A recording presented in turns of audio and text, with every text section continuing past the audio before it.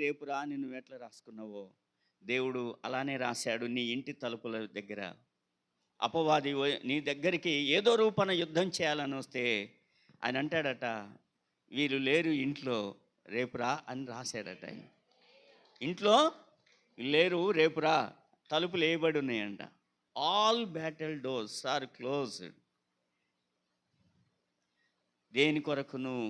యుద్ధం యుద్ధం యుద్ధం, మా ఆయన కోసం యుద్ధం యుద్ధం, రోగం యుద్ధం యుద్ధం, పరిస్థితులు యుద్ధం యుద్ధం. ఇలా ఎన్ని రకాల యుద్ధాలు. నువ్వు ఏదో బ్రతుకుతున్నావంటే బ్రతుకుతున్నావనే పేరుకి అలా సంఘములో నవ్వుతూ అలా ఉన్నావు, కానీ యుద్ధం చేయని రోజు ఉండదు. ఒకవేళ నాకు డబ్బులు ఉండొచ్చు, అయినా నా భార్య ఆరోగ్యం బాగలేక అది యుద్ధం, పిల్లలు వ్యతిరేకులైతే అదొక యుద్ధం, పరిస్థితులు బాగలేక యుద్ధం, ఇలా ప్రతిదీ యుద్ధం యుద్ధం యుద్ధం. కానీ దేవుడు ఈరోజు అంటాడు, నువ్వు ఇంతకాలం యుద్ధం చేసి వాగ్దానాల మీద అలిగావా? సేవకుడి మీద అలిగావా? సంఘం మీద అలిగావా? దేవుడి మీద అలిగావా? దేవుడు ఈ సంవత్సరం నాకు 2 మాటలు గిఫ్ట్ ఇచ్చాడు, మా చర్చిలో పెట్టించా. వై, నేను ఇంటికి మా దగ్గరికి వెళ్ళాక ఫోటో తీసి పెడతాను, ఆ ఫ్లెక్సీ వేయించారు మా పాస్టర్ గారు. వై అనే మాటను రాపిచ్చాడు, ఎందుకు అని పెట్టాను. దాని మీద ఒకరోజు ప్రసంగము, ఎందుకు అనే మాట 4 ఉంటాయి, 4 చోట్ల అద్భుతంగా వాడబడతాయి. అలానే దేవుడు మాట్లాడి ఇంకోటి, ఇది చాలదు అనే మాట ఇచ్చాడు. ఎందుకు అనేది ఇచ్చాడు, ఇది చాలదు. ఇదేంటి చాలదు? నువ్వు ఇచ్చింది నాకు సరిపోలే, నువ్వు చేసింది నాకు సరిపోలే, ఇంకా కావాలి. తర్వాత నా భక్తి సరిపోలే, నా విశ్వాసం సరిపోలే, ఇంకా పెరగాలి, ఇది చాలదు. ఇక్కడికి వచ్చావు ఎందుకు? ప్రభువా, ఎందుకు నన్ను ఇలా చూస్తున్నావు? నా పరిస్థితి ఏంటి? ఎందుకు మా ఆయన మారట్లే? ఎందుకు నా వ్యాపారం అభివృద్ధి చెందట్లే? ఎందుకు మా పిల్లలకి జాబ్ రావట్లే? ఎందుకు అని నువ్వు దేవుణ్ణి ప్రశ్నించడానికి. ఎట్ ద సేమ్ టైం ఎందుకు అంటే ఏంటో తెలుసా? ఎందుకు నేను ఇలా అయిపోతున్నా? ఎందుకు నేను విశ్వాసంలో ఎదగలేకపోతున్నా? ఎందుకు నేను బైబిల్ చదవలేకపోతున్నా? ఎందుకు నేను ఉపవాసంలో ఉండలేకపోతున్నా? ఎందుకు నీతో గడపలేకపోతున్నా? ఎందుకు నేను నీతో నడవలేకపోతున్నా అనేటటువంటి. ఎంత బాగుంది కదా! అది రోజు చదువుకొని ప్రార్థన చేసుకోమని చెప్తా.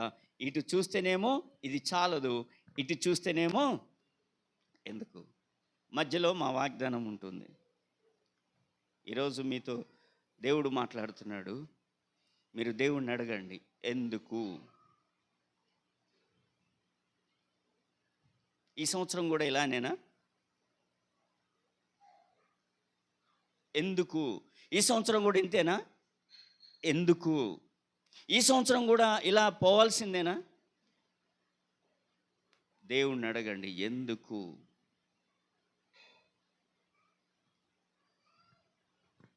నేను చెప్తున్నా, ఈవెన్ నాతో సహా,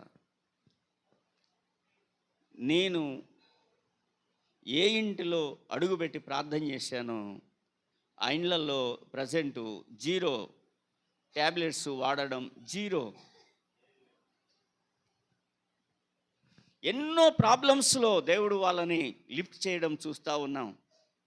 చాలా వాళ్ళు హానర్ చేస్తూ ఉంటారు. అద్భుతంగా దేవుడు అనేకులు, ఒక హిందువులు అయితే ఎవరైనా కానీ వాళ్ళ ఇంటికి శంకుస్థాపన కూడా పిలుస్తూ ఉంటారు. అసలు నేను అదే నా దేవుణ్ణి అడిగింది, ఈరోజు వితౌట్ రిజల్ట్, ఏమి ఫలితం లేకుండా నేను పడుకోవడానికి ఏమని పడుకోవాలా నేను? కాబట్టి నేను చెప్తున్నాను, ఒకవేళ మీరు ఊహించిన స్థాయిలో సేవకుడిని కాకపోవచ్చు, కానీ మీ ఊహ మించిన మాత్రం సేవకుడినే. మీ రేంజ్లో చూసి అంతవాడిని కాకపోవచ్చాం, కానీ మీరు అనుకున్న రేంజ్లో కంటే మాత్రం పెద్దవాడినే. ఎందుకంటే నా రేంజ్ అనేది నాకు తెలుసు, దేవుడితో ఉన్నటువంటి ఫ్రెండ్షిప్. కాబట్టి దేవుని బిడ్డలారా, ఇక్కడ మీరు కూర్చున్నారు. 2005లో ఉన్నట్టుగా మేము 2026లోకి రాలేదు అని అందరూ సైలెంట్ అయిపోయారు. నీకు తెలుసు, 2025లో నీకు కోపం ఉంది, చాడీలు చెప్పే మనస్తత్వం ఉంది, ఇలా ఎన్నెన్నో ఉన్నాయి. అంటే ఇప్పుడు 10 రోజులు అయిపోయింది, 2026లో అబద్ధం ఆడలేదు, నువ్వు చాడీలు చెప్పలేదు, నీలో ప్రార్థన బాగా పెరిగింది, నువ్వు బాగా బైబిల్ చదవడం మొదలుపెట్టావని అర్థం. అంతే కదా. అది లేదు అంటే ఇది ఉంది అని. ఒక విశ్వాసి 5 అధ్యాయాలు చదవకుండా 1 అవర్ ప్రార్థన చేయకుండా ఉంటే విశ్వాసికి బదులు దానికి ఇంకో పేరు వస్తుంది, ఈజ్ఈక్వల్ టు పిశాచి. నేను వీళ్ళకి కూడా చెప్పాను. ఏమని చెప్పాను పాస్టర్ గారు? మీరేం చేయాలా? చేయకపోతే వాక్యం చెప్పొద్దు. మా దగ్గర కూడా చెప్పాను, అడగండి. మా దగ్గర ఉన్నటువంటి పరిచారాలకు కూడా వాక్యం ఇవ్వద్దు, ఆరాధన కూడా ఇవ్వద్దు. మీకు ఒక అర్థమవుతుందా? అది కనుక మీరు చేసి చూడండి, మనల్ని ఎవరు ఆపుతారండి? నేను వస్తూ ఉంటే రావినూతల దగ్గర, అభిజ్జి దగ్గర ఉన్నది ఏంటి అవతలి, రావినూతలు కాదు, అవతల ఊరి పేరేంటి? మన మీ బిజ్జి దాటిన తర్వాత లింగాల, అక్కడ ఫ్లెక్సీలో ఎవడరా నన్ను ఆపేది అని రాస్తుంది. మీరు చదివే ఉంటారు, కొన్ని పోస్టర్లు ఉంటాయి కదా. ఏమని ఉంది? ఎవడరా నన్ను ఆపేది, ఎవడరా అని ఉంది. సో మీరు ఇదే చేస్తే మిమ్మల్ని ఆపేది కూడా ఎవడు లేడు. దేవుడు నాతో మాట్లాడతాడు, ఎందుకు వాళ్ళని ఆపుతున్నావు, వాళ్ళని ఎందుకు అభ్యంతరపరుస్తున్నావు అని. కాబట్టి దేవుని దగ్గర ఈ సంవత్సరం గడపడానికి, ఎక్కువ టైం గడపడానికి, ఎక్కువగా ఆయనతో నడవడానికి మీరు ఇష్టపడండి. దేవుడు వాగ్దానం ఎప్పుడు కూడా ఫెయిల్ అవ్వదు. ఫెయిల్ చేసుకుంటున్నాం మనం, ఫాలో అవ్వక, దాన్ని గ్రిప్లో తీసుకోక, దాని మీద భారంగా చేయబెట్టి ప్రార్థన చేయక, మరి సేవకుడికి ఇది నువ్వు బయలుపరిచావు, మరి నా జీవితము నీరు కట్టు తోటలాగా ఉండాలి అంటే ఎందుకు ఇలా అయిపోతున్నా? ఇప్పుడు కొన్నిసార్లు ఎక్కడ బాగా కాకపోతే చివరికి ఏమైనా చేతపడి చేశారని ఎక్కడైనా చూపిద్దామని పోతారు. మరి మందుల్లో ఎక్కడ రాసినా రిపోర్ట్లో నార్మల్ వస్తుంది. ఏది కాకపోతే చివరికి చర్చికి తీసుకొచ్చి ప్రార్థన చేయండి అయ్యా అంటారు కదా. దేవుని బిడ్డలారా, దేవుడు వాగ్దానం ఎందుకు ఇస్తాడు? మన లైఫ్ అలా ఉండాలనే కదా ఇచ్చేది కదా. అలా ఉండాలనే కదండి. ఇప్పుడు నీకు ₹1,00,000 శాలరీ ఇస్తున్నా, 50,000 శాలరీ ఇస్తానంటే నువ్వేం చేయాలని? వాడు ఒక పని చెప్తాడు మనకు, ఆ పనిని మనం చేస్తే మంత్ శాలరీ మన అకౌంట్లో పడుతుంది. అంటే వాడు అన్న శాలరీ మనకు వస్తుందా రావట్లేదా? ఎందుకు వస్తుంది? ఆయన చెప్పిన పని మనం చేసాం. ఈ సంవత్సరం కూడా మనము దేవుడు చెప్పింది చేసినట్లుగా వెళ్ళిపోతే మన దేవుడు, మన కుటుంబాలు, మన సంఘము ఎలా ఉంటుందట? నీళ్లు పారే తోట ఎలా ఉంటుంది మీకు తెలుసు. ప్రయాణం చేయండి, ఉట్టికినైనా ఆ తోటలు చుట్టానికైనా ఆటోలోనో బండి మీదనో బస్సులోనో పోయిరండి విజయవాడకి. ఆ నీళ్లు కట్టిన తోటలు చేలు ఎలా ఉంటాయో అర్థమవుతుంది. అంటే నేను ఇలా ఉంటానా అని అనుకుందరు. దేవుడు అంటాడు, నీ కష్టదినాల తలుపులు నేను మూసివేస్తున్నాను కదా. ఎందుకు మూసేస్తాడు?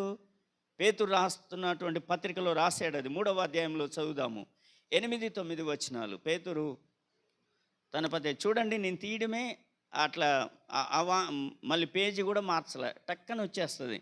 8-9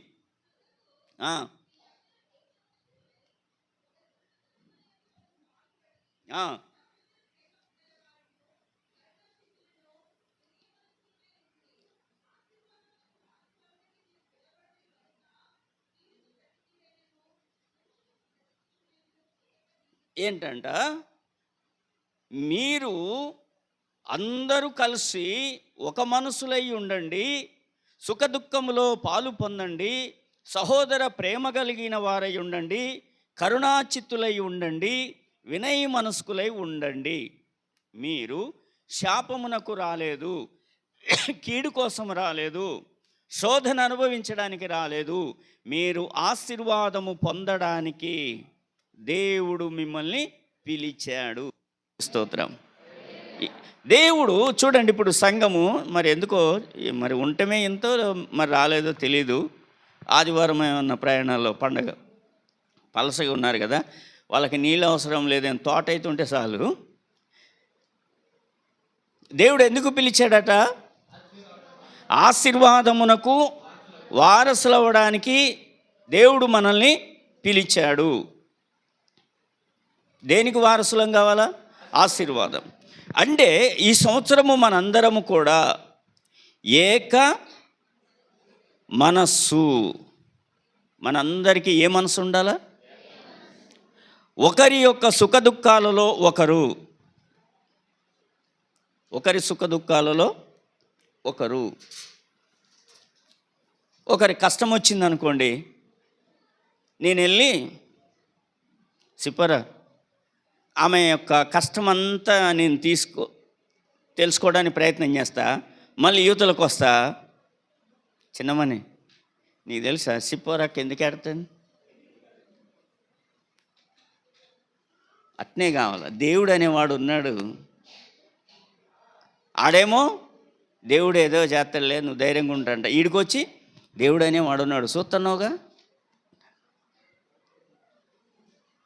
మీరేదో తప్పు చేస్తున్నారో, మీరేదో పాపం చేస్తున్నారో, మీ యొక్క పుండు మీద ఇంకొంచెం కారం చల్లి ఉప్పు చల్లితే, ఉప్పు నీళ్ళైతే కరిగిపోద్ది, నిప్పులైతే చిటపట అంటుంది. అలా చేస్తూ ఉంటారు. ఈ సంవత్సరము ఎవరమైనా సరే ఏముండాలా? ఏక మనసే ఉండాలంటే ఆమె బాడీ అంతా క్రీస్తు శరీరము, ఈ సంఘం అంతా కూడా ఒక్కదానికి ఏది దెబ్బ తగిలినా, మీ కంట్లో నలకబడితే మీ బాడీ అంతా అనీజీగా ఉంటుంది. కాల్లో ముళ్ళు గుచ్చుకుంటే మీ బాడీ అంతా కూడా అనీజీగా ఉంటుంది కదా. ఏదో మీ చెవులో ఏదో ఇబ్బంది కనిపిస్తే బాడీ అంతా. మనము దేవుడిలో ఈ సంవత్సరము ఏక మనస్సే, అందరం కలిసి ఉంటాం. ఎందుకంటే తెలుసా, దేవుడు మిమ్మల్ని ఆశీర్వాదమునకు వారసులు అవ్వడానికి పిలిచాడు. మనల్ని ఆశీర్వదించడానికంట దేవుడు వెంపర్లాడుతున్నాడు, కొత్తలాడుతున్నాడు. అబ్బా, నా పిల్లల్ని ఈ సంవత్సరం ఎలానైనా సరే నేను ఆశీర్వదించాలా. నా పిల్లలు ఈ సంవత్సరంలో గత సంవత్సరం లాగా ఉండొద్దు, ఆ సమస్యలో ఉండొద్దు, ఆ రోగంలో ఉండొద్దు, ఆ కష్టంలో ఉండొద్దు, ఆ గ్యాస్ ట్రబుల్లో ఉండొద్దు, ఆ షుగర్లో ఉండొద్దు, ఆ బీపీలో ఉండొద్దు, ఆ పాపములో ఉండొద్దు, ఆ నిరాశలో ఉండొద్దు. నేను నా చిత్తము చొప్పున ఆ బ్యాటిల్ డోర్స్ అన్నీ కూడా క్లోజ్ చేసుకుంటూ వచ్చా. వాళ్ళు తెరుచుకుంటానంటే నాకు సంబంధంలే. ఏం చేసుకుంటూ వచ్చాడట దేవుడు? నువ్వు యుద్ధము అంటే సమస్య అంటే పోరాటము అంటే కీడు అనేది ఏదో ఈ సంవత్సరంలో నువ్వు చూడకపోతే, ఈ సంవత్సరం కనుక నువ్వు నిలదొక్కుంటే, ఇప్పుడు ఒక మున్సిపాలిటీలోనో రెవెన్యూలోనో ఫారెస్ట్లోనో ఎక్కడో ఒక దాంట్లో ఒక 20,000కో 30,000కో జాబ్ వచ్చిందనుకోండి. ఇప్పుడు కంపెనీలలో వస్తాయి కదా, జాబ్ వచ్చిందనుకోండి, హ్యాపీగా ఉంటుంది. కానీ నాకు 6 నెలల్లో పోద్ది, 3 నెలల్లో పోద్ది జాబ్ అనుకుంటాడా? ఎవడన్నా అనుకుంటాడా? జాబ్ వచ్చిన తర్వాత హ్యాపీ కదా. ఈరోజు మీకు అదే దొరకబోతుంది. ఒక జాబ్, ఒక పని దొరుకుతుంది. అది నేను మా పిల్లలతో వచ్చేటప్పుడు చదివిచ్చా, ప్రకటన 3:10లో. అది రాబోయే శోధన కాలములో కూడా దేవుడు తప్పించే అంత ఆశీర్వాదం 2026లో ఇస్తున్నాడు. రాబోయే శోధనలో కూడా అది నీకు శోధనగా నీ దగ్గరికి రాదు, వేరే వాళ్ళకి వచ్చేస్తాయి. కాబట్టి ఈ సంవత్సరం ఏం సంవత్సరమో తెలుసా? నువ్వు నీరు కట్టిన తోటలాగా ఉండే సంవత్సరం ఇది. ఈ సంవత్సరము ఫలిస్తే 3 సంవత్సరాలు కూర్చొని తినే అంత ఆదాయము, ఫలితము దేవుడు ఇచ్చే సంవత్సరం ఇది.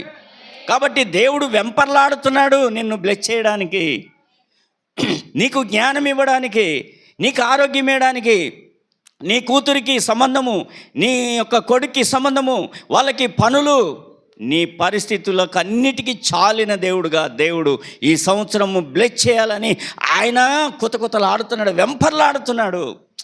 నేను చూసా, కొంత చిన్నపిల్లలు తల్లి పాలిచ్చేటప్పుడు ఇలా బయట తీసే ముందే, ఈ జాకెట్ తీసే ముందే వాడు ఎత్తుక్కుంటూ కంగారుగా ఆ తల్లి రొమ్ము నోట్లో పెట్టుకోవడానికి మీరు చూసే ఉంటారు తల్లులుగా కదా.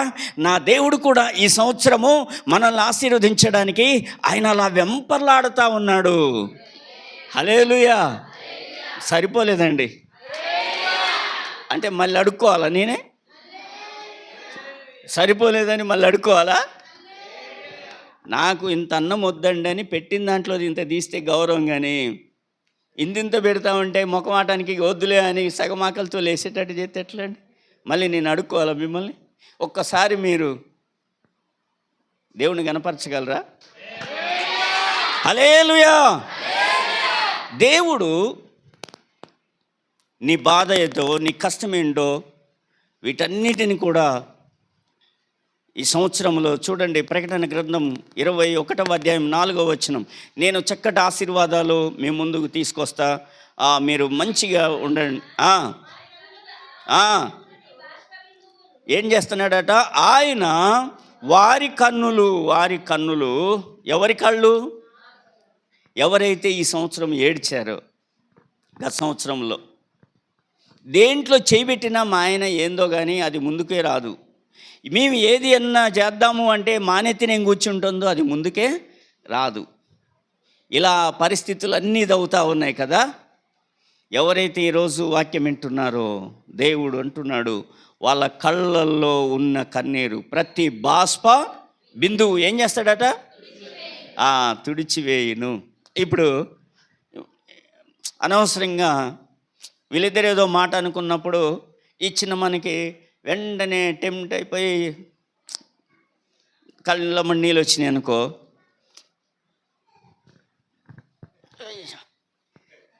నీ ఎందుకు ఎడుతున్నారా అని అను అనుకో.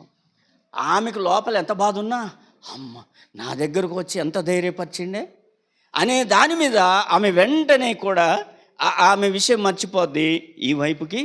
ఇప్పుడు దేవుడు అంటాడు, నువ్వు గత కాలమంతా ఏడ్చావా?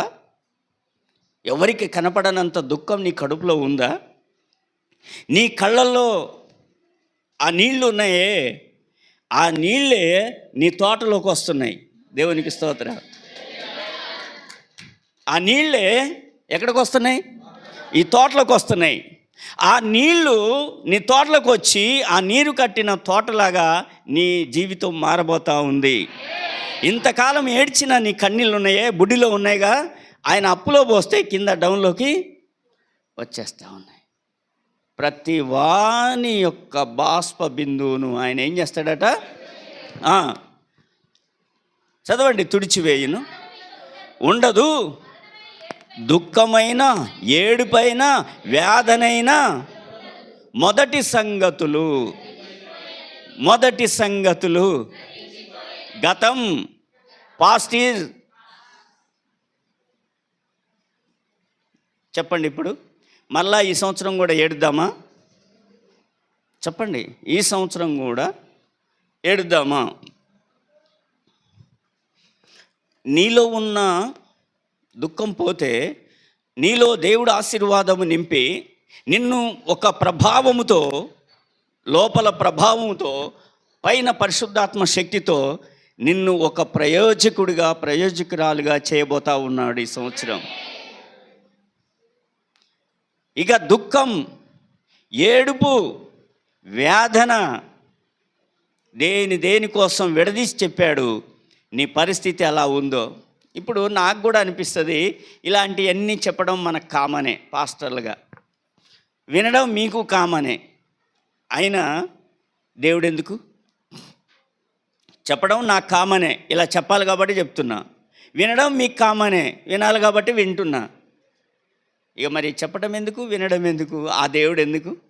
మార్చనోడు ఆయన, మార్పు చేయనివాడు ఆయన, మార్చలేనివాడు ఆయన. అవసరం మనకు?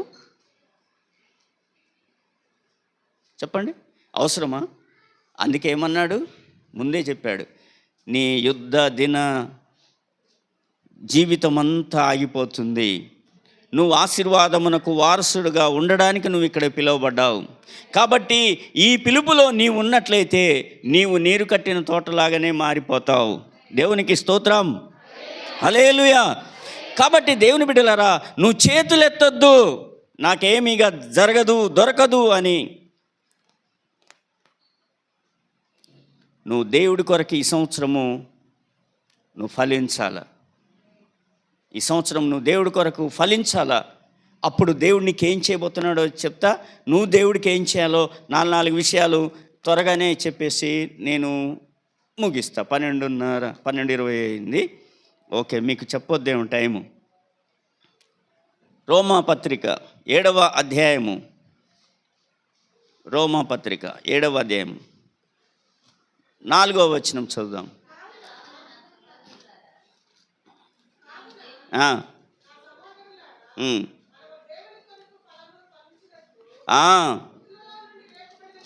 మనమంట ఏం చేయాలట? కావున నా సహోదరులారా, మనము దేవుని కొరకు ఫలమును ఫలించున్నట్లు. ఎవరి కోసం ఫలించాలట చెప్పండి? Okay, we should bring fruits.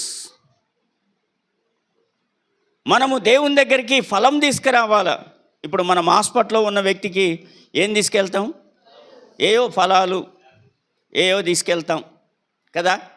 దేవుడి దగ్గరకు కూడా ఏం తీసుకొని రావాలట? ఎంత అద్భుతమైన మాట కదా.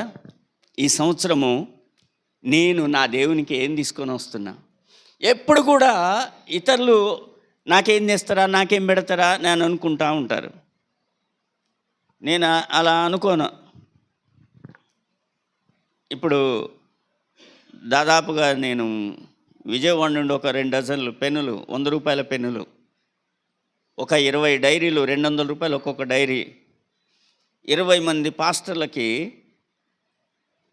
మరి నాకెవరు ఇంతవరకు ఓ పెన్ను ఇవ్వలేదు, ఒక డైరీ ఇలే. 30 ఏళ్ల నుండి కూడా నాకు ఎవరు ఇలే. కానీ నాకు ఒక అలవాటు ఆనాటి నుండి కూడా ఈరోజు వరకు. నిజమేనా రమేష్ గారు? ప్రతి దైవజనుడికి నేను అనుకున్నాను, ఈ సంవత్సరం అయితే 20 మంది పాస్టర్లకు కూడా ప్రతి దైవజనుడికి శాలువ, డైరీ, పెన్ను ఒక కవర్లు వేసి ఇలా పట్టుకొని, ఇంకా కొంతమందికి అయితే అందులో కానుక కూడా పెట్టి ఇచ్చేసి వచ్చే. వాళ్ళు ఎవరో మనకి సంబంధం కూడా ఉండరు. కానీ దేవుడు ప్రేరేపించిన వాళ్ళు, మరి వాళ్ళని ఎవరు సన్మానిస్తారు? పాపం వాళ్ళ సంఘం కూడా సన్మానించదు కదా.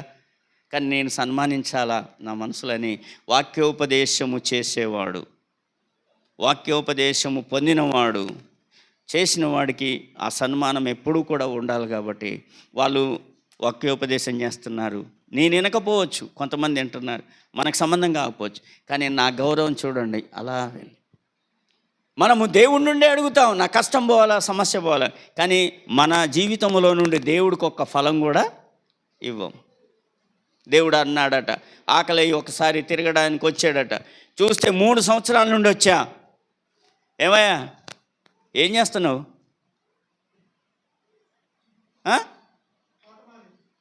ఏం చేస్తున్నావు? 3 సంవత్సరాల నుండి వస్తున్నా, ఒక్క ఫలము కూడా దొరకట్లే, మరి తీసేస్తా ఈ సంవత్సరం అని అన్నాడంట. అయ్యా గడ్డం పట్టుకొని, అయ్యా ఈ సంవత్సరం ఉండి మరి ఏం చేస్తాడు? ఈ సంవత్సరం ఉంటే ఏం చేస్తాడు? నేను చుట్టూ తవ్వుతాయా, రాళ్ళు ఏరతాయా, ఎరువేస్తాయా, నీరు కడతాయా? మళ్ళీ సంవత్సరం రా, మళ్ళీ సంవత్సరం వచ్చినప్పుడు నువ్వు చూడు, ఇది ఫలించకపోతే అప్పుడు తీసేద్దులే. ఈ సంవత్సరం అయితే నా చేతికి అప్పగిచ్చాను. మరి 3 ఏళ్ళ నుండి ఎందుకు చేయలే? దేవుని బిడ్డలారా జ్ఞాపం చేసుకోండి.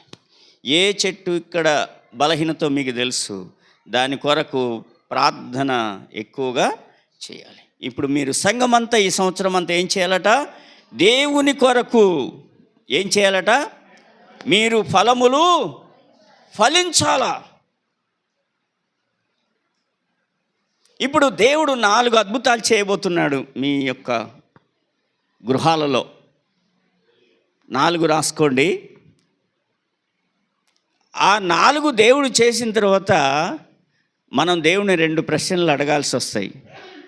దేవుణ్ణే అవన్నీ క్లియర్గా వినటానికి ప్రయత్నం చేయండి. దేవుడు చేయబోతున్నటువంటి అద్భుతాలు నా జీవితంలో అంత అదృష్టం నాకు ఉందా? కాబట్టి ఇక్కడ చూడండి, మీరందరూ, నేను రోజు మీకు గ్రూప్లో ప్రైజ్ ద లార్డ్ అని పెడతాను కదా, అంటే అందరు చూస్తారు, 5 రెస్పాండ్ అవుతారు. ఈ సంవత్సరము మొన్నటి నుండి ఇంకొకరు యాడ్ అయ్యారు, రాజేష్ అనుకుంటా, 6వ వ్యక్తి రాజేష్ యాడ్ అయ్యాడు, అంటే రియాక్ట్ అవ్వడానికి ఒక 6. నేను మాత్రము లాస్ట్ ఇయర్ అంటే సేమ్ జనవరి నుండి 1 ఇయర్ అయిపోయింది, డైలీ ప్రైజ్ లాట్ చెప్తాను. దేవుడు మనకు ఒక క్యాలెండర్ ఇచ్చాడు. ఏంటంటే మా క్యాలెండర్ బాగుంది, మా పాస్టర్ గారి వాళ్ళ ఫ్యామిలీ బాగుంది, ఈ సంవత్సరం క్యాలెండరు బాగా కుదిరింది, క్యాలెండర్లో బ్యాక్గ్రౌండ్ బాగుంది, ఇంకొక ఆయన క్యాలెండర్లో వాగ్దానం బాగుంది, ఒక ఆయన అంటాడు అసలు నెంబరే కనపట్టలు ఏం బాగుంది అంటాడు. Calendar mean your calculation. Calendar చూస్తే అది డేటు సెల్లులోని ఎక్కడైనా ఉంటుంది. మారాల్సింది క్యాలెండర్ కాదు. ఈ సంవత్సరం పరిశుద్ధ ప్రభు సంఘంలో క్యాలిక్యులేషన్ మారాల. దేవునికి స్తోత్రం. సరిపోలే. క్యాలిక్యులేషన్ అంటే ఏంటి? నీ వ్యాపారము పోయిన సంవత్సరంలో నీకు 10,000 మిగిలినాయి, ఈ సంవత్సరం 50,000 మిగిలాల. నీ వ్యాపారంలో, నువ్వు చేసే పనిలో, నీ కష్టంలో, దేనిలోనైనా నీ క్యాలిక్యులేషన్ చేంజ్ కాబోతా ఉంది. అంటే నీ అంచనా నువ్వు అనుకున్న అంచనా నీకు రాబోతా ఉంది. క్యాలెండర్ ఏముందంటే అక్కడే ఉంటుంది ఎప్పుడు, కానీ క్యాలిక్యులేషన్ ఎక్కడ ఉంటుంది? చేతిలో ఉంటుంది. నువ్వు క్యాలెండర్ని చూస్తూ క్యాలిక్యులేషన్ చేసుకుంటూ పో. రిమోట్ పెట్టుకొని టీవీ చూసినట్టుగా ఇట్లా ఆన్ చేయి, నీకు ఇష్టమైందే పెట్టుకుంటావు కదా, అవునా కదా? దేవుడు అదే ఇప్పుడు నా చేతిలో పట్టి మీకు చెప్తున్నా. ఇష్టమైంది ఏంటో తెలుసా? మొదటిది యెషయా గ్రంథం 43వ అధ్యాయం. నీకు ఇష్టమైంది చెప్తున్నాడు. క్యాలిక్యులేషన్ 4. నీ క్యాలిక్యులేషన్ మారబోతుంది, చాలా జాగ్రత్తగా వినాలి. 18, 19. ఒక్క నిమిషం, సీరియస్. ఏం చదివావు? నేను వచనం చెప్పినా? అవునా? ఓకే. 43, 18, 19.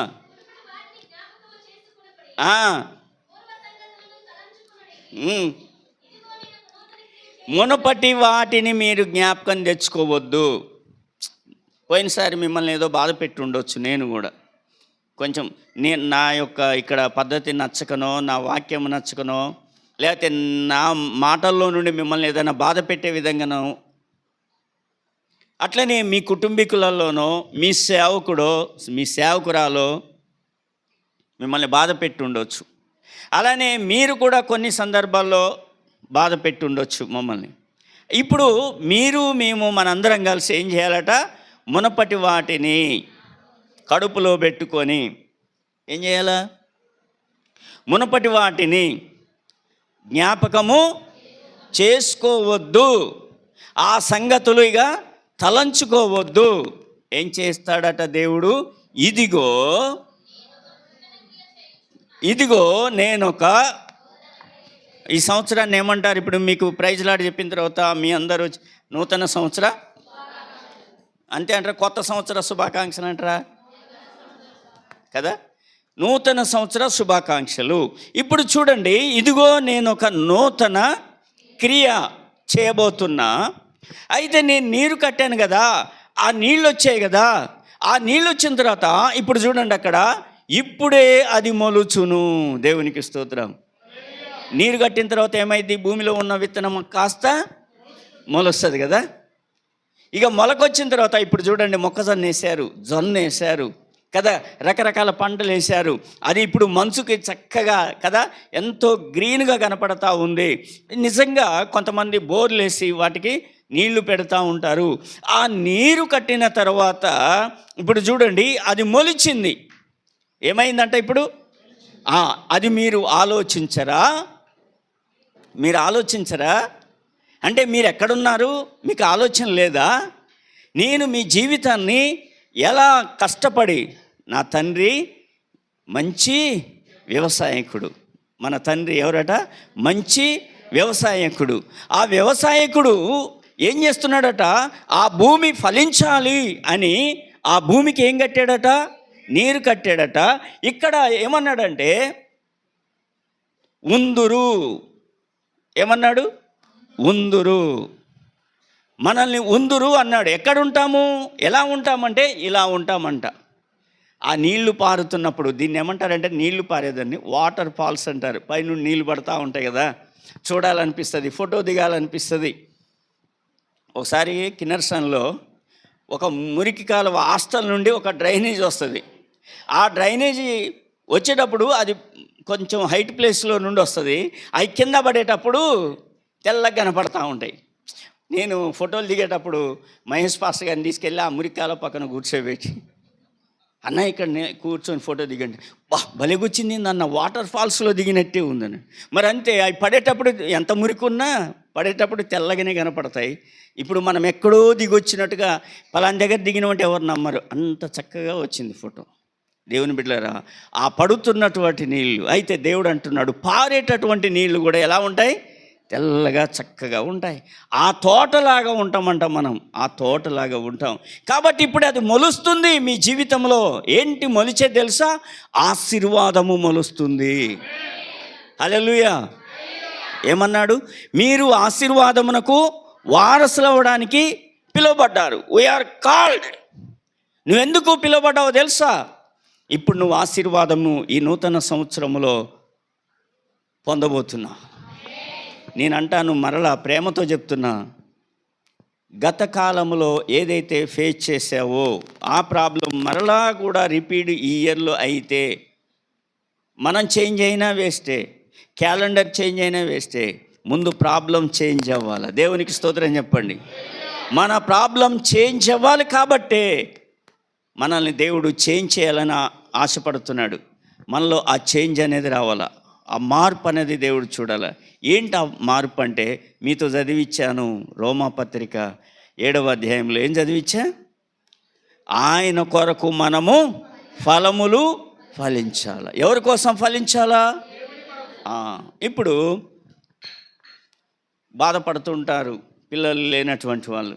ఎక్కడికి పోయినా ఇట్లా అంటూ ఉంటారండి, ఎక్కడికి పోయినా ఇట్లా అంటూ ఉంటారు. అంటే ఇప్పుడు ఏం కావాలా?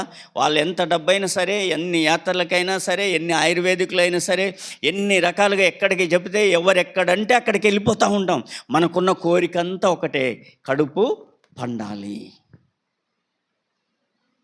ఇక అది బాధ అనిపించదు, కష్టం అనిపించదు, ప్రయాణం అనిపించదు, ఖర్చు అనిపించదు కదా. దేవుడు ఈరోజు మీతో ఎంత స్పష్టంగా మాట్లాడబోతున్నాడో తెలుసా? నీ దుఃఖం, నీ వేదన, నీ ఏడుపు, నీ కళ్ళల్లో వచ్చే ప్రతి బాష్ప బిందువు ఉందా, అది నేను ఈ సంవత్సరం తోడుస్తున్నా. మళ్ళీ ఏడతానంటే నేనేం చేయలేను, అంతే కదా.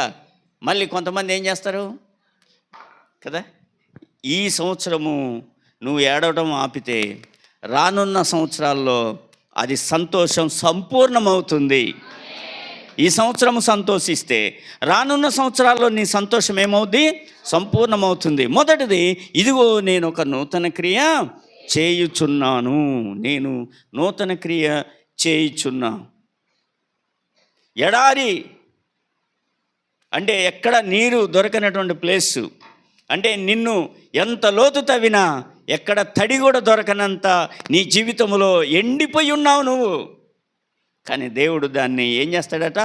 నదులుగా నదులుగా నదులుగా మార్చబోతా ఉన్నాడు ఈ సంవత్సరం. రెండవది చూద్దాం. పరిశుద్ధ బైబిల్ గ్రంథంలో నా దేవుడు మనతో మాట్లాడబోతున్న విషయం ఏంటో తెలుసా? మనము నూతనమైనటువంటి ఒక క్రియ చూడాలి అని అనుకున్నాం కాబట్టి దేవుడు ఏమి ఇస్తాడో మనకు చూద్దాం. హెజ్కేలు గ్రంథం 36వ అధ్యాయం. హెజ్కేలు గ్రంథం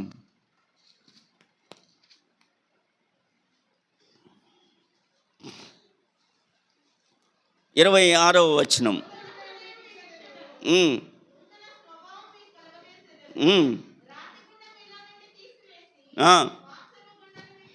ఏం చేస్తాడట?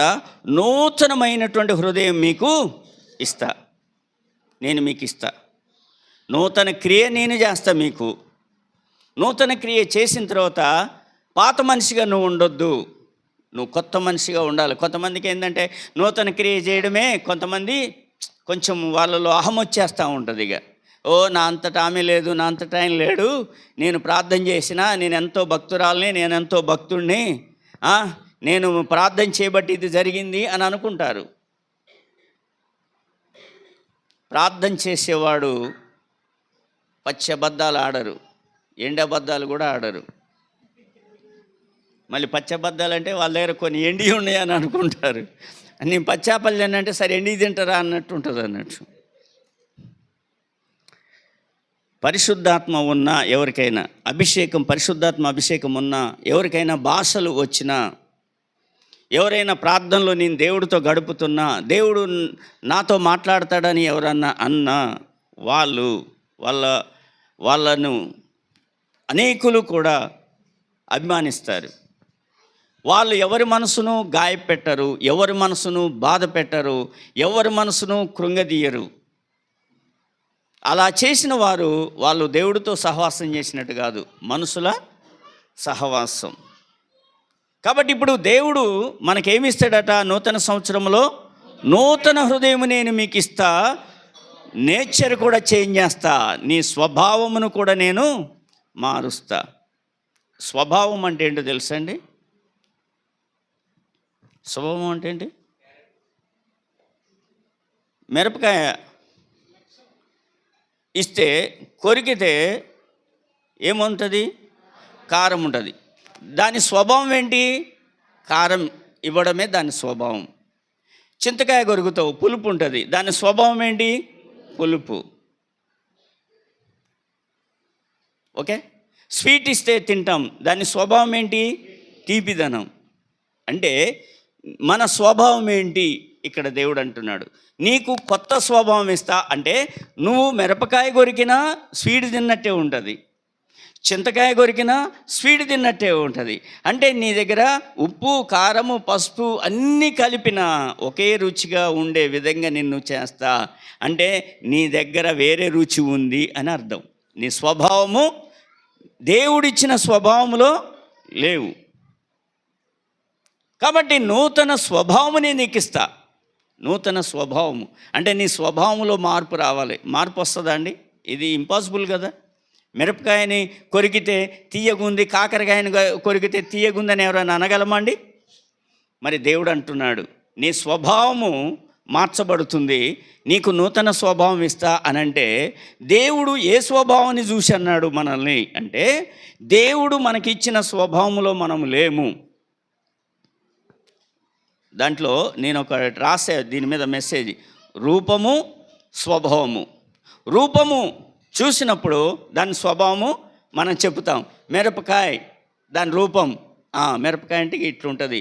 కానీ చింతకాయని తెచ్చి ఇది మిరపకాయ అంటే అది రూపం, దీని రూపం వేరు, దాని రూపం వేరు కదా. దేవుడు ఈరోజు మాట్లాడుతున్నాడు మనతో. మన స్వభావము, దేవుడు మనకు ఒక స్వరూపం ఇచ్చాడు, ఒక స్వభావం ఇచ్చాడు. స్వరూపం మనిషిదే కానీ స్వభావం మాత్రము మనిషిది కాదు. సో నీ స్వరూపం మారుస్తా అనలేదు, నీ స్వభావం మారుస్తా అని అన్నాడు ఈరోజు. అంటే దేవుడు ఇచ్చిన దానికి వ్యతిరేకమైనటువంటి అభిప్రాయాలు కలిగిన మనము దేవుడి దగ్గర నుండి అయితే అన్ని మంచి ఆశిస్తాం కదా. మా పాస్టర్ గారు మంచి ప్రార్థన చేయాలా, మా పాస్టర్ గారు ఏంటి అక్కడ పులిపీట మీద ఉండి అంత కఠినంగా మాట్లాడేదేందని నువ్వు బాధపడతావు. అయితే ఆయన ఎప్పుడు మంచిగా బ్లెస్సింగ్ ఇవ్వాలా, దేవుడు మంచి బ్లెస్సింగ్ ఇవ్వాలా, మంచి ఇవన్నీ మంచి కోరుకుంటావు. మరి మన నుండి సేమ్ నాకు కూడా అదే ఆశ ఉంటుంది కదా, నీ దగ్గర నుండి కూడా నాకు రావాలని.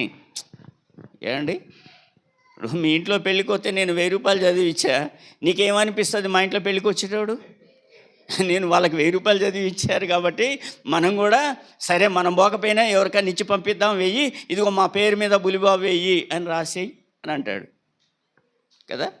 అంటే నువ్వు ఏదైతే ఇచ్చావో అది తీర్చుకోవాలనుకున్నప్పుడు దేవుడికి ఉండదా అండి? అందుకే దేవుడు ఏమడిగాడు చెప్పండి?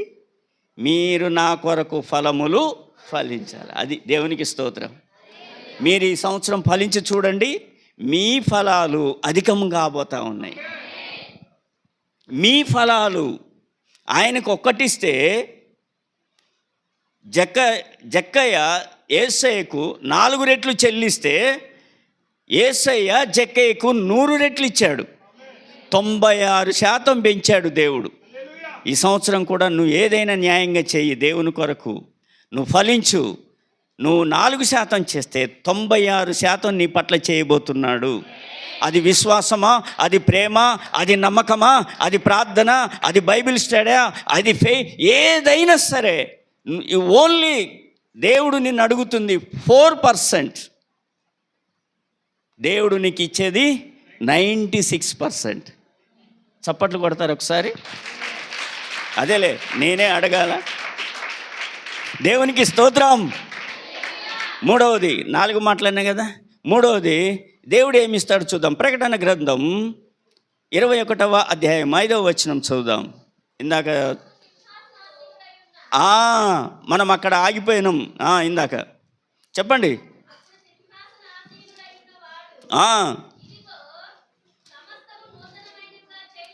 ఏం చేస్తా నేను? సమస్తమును. ఇందాకేమన్నాడు? మొదటి సంగతులు గతించాయి కదా. మొదటి సంగతులు ఏమైపోయినాయి? గతించాయి కదా. ఇప్పుడు ఏమవుతున్నాయి? నూతనమైనవి చేయుచున్నానని చెప్పెను. ఈ మాటలు నమ్మకమును నిజమునై ఉన్నవి అని వ్రాసుకోండి. దేవునికి స్తోత్రం. ఈ మాటలు నమ్మకము నిజమునై ఉన్నవి వ్రాసుకోండి. ఏం చేస్తాడు ఇప్పుడు? సమస్తము అంటే అన్నీ. అల్ఫా ఒమేగా అంటే అర్థం ఏంటి చెప్పండి? అంటే నంబర్స్లో చెప్పండి. అల్ఫా అంటే ఏ, ఒమేగా అంటే జెడ్, ఏ టు జెడ్, ఆది అంతము, ఏ టు జెడ్.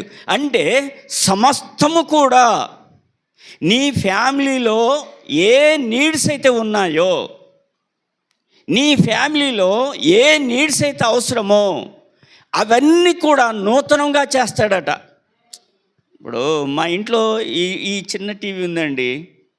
ఇప్పుడు మీరు వచ్చినప్పుడు ఇంత పెద్ద ఎల్ఈడి టీవీ గోడకు ఉందండి. మొన్న వచ్చి ఎప్పుడు కొన్నారు పాస్టర్ గారు? మొన్న చూస్తే ఆ స్టూల్ మీద ఏదో ఇంత డబ్బా టీవీ ఉండే, ఇప్పుడు నూతనం అయిపోయింది. ఇటు చూస్తూ ఉంటారు. మొన్న వచ్చినప్పుడు లాగలేదే వాషింగ్ మిషన్, అదే వేరే మోడల్, ఇప్పుడు కొత్త మోడల్ వచ్చిందంట, కొనేసినాం. అంటే నేను కొన్ని పరికరాలను, కొన్ని వస్తువులను నా ఇంట్లో ఎలా మార్చుకోగలిగినానో, నా లోపల కూడా నా దేవుడు మన ఫ్యామిలీలలో అదే చేయబోతున్నాడు. అది నూతనము. దేవునికి స్తోత్రం. సమస్తము నూతనమైనవిగా. ఒక్కటి కాదండి, ఒక్కటి కాదు. నువ్వు బీపీకి ట్యాబ్లెట్స్ వేసుకుంటే హెడేక్ తగ్గదు, బీపీకి వేసుకుంటే గ్యాస్ ట్రబుల్ తగ్గదు, బీపీకి వేసుకుంటే షుగర్ తగ్గదు, బీపీకి వేసుకుంటే జాయింట్ పెయిన్స్ తగ్గదు, బీపీనే తగ్గుద్ది. అంతేనా? కానీ నేనిచ్చే ఇప్పుడు ఈ ట్యాబ్లెట్ ఉందే, ఈ ట్యాబ్లెట్ వేసుకుంటే సర్వ రోగ నివారణి. పాప రోగానికి లేదు మందు, పరుగెత్తకుంటే దొరకదిక ముందు. ఆ మందే యేసుక్రీస్తు వాక్యం. దేవునికి స్తోత్రం. కాబట్టి దేవుడు వాక్యము టాప్ టు బాటమ్ ఏమన్నాడు? ఆయన రెక్కలు నీకు సంపూర్ణ ఆరోగ్యము కలగచేయను. ఎక్కడుంది వాక్యం? ఋతు గ్రంథంలో లేదా? ఉందా లేదా? ఏం చేస్తాడట? ఏ ఆరోగ్యం అంట? సంపూర్ణ ఆరోగ్యం. 2:12 యెహోవా నీవు చేసిన దానికి నీకు ప్రతిఫలం ఇచ్చును. ఇశ్రాయేలు దేవుడైన యెహోవా రెక్కల క్రింద సురక్షితముగా ఉండునట్లు నీవు వచ్చితివి. నువ్వెందుకు వచ్చావు? సురక్షితంగా ఉండడానికి వచ్చావు. ఇప్పుడు వర్షం పడుతుంది, చెట్టు కింద ఉండాలంటే భయం అయింది, పిడుగులు పడతాయేమోనని, కొమ్మలు ఇరిగిపోతాయేమోనని. అవునా కదా? ఎక్కడున్నామన్నా భయమే. ఇక్కడ చూడండి, సురక్షితంగా ఉండటానికి నువ్వు వచ్చావు. ఆయన నీకు సంపూర్ణమైన బహుమానము. ఏ బహుమానము? సంపూర్ణమైన బహుమానము ఇచ్చును. ఆయన పైన చదివాం కదా, నీ దేవుడైన యెహోవా రెక్కల క్రింద సురక్షితముగా అంటే క్షేమముగా, ఏ యొక్క అభ్యంతరము లేకుండా ఉండడానికి వచ్చావు. బహుమానం కూడా అక్కడే నీకు దొరుకుద్ది. కాబట్టి దేవుడు అంటాడు, సమస్తమును కూడా చేయాలని దేవుడు కోరుకుంటున్నాడు. నిజంగా దేవుడు వాక్యము ఎంత గొప్పదండి. ఈరోజు మన జీవితంలో మనము కొంచెము మార్పును తెచ్చుకోవడానికి ప్రయత్నం చేసుకుందాం. 4వది చూద్దాము, ఏం చేస్తాడు? తీతు పత్రిక 3వ అధ్యాయము తీతుకు రాస్తూ ఉన్నాడు.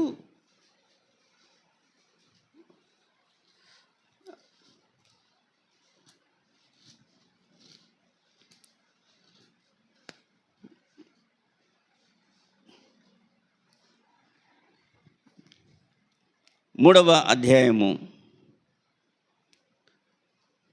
14వ వచనము.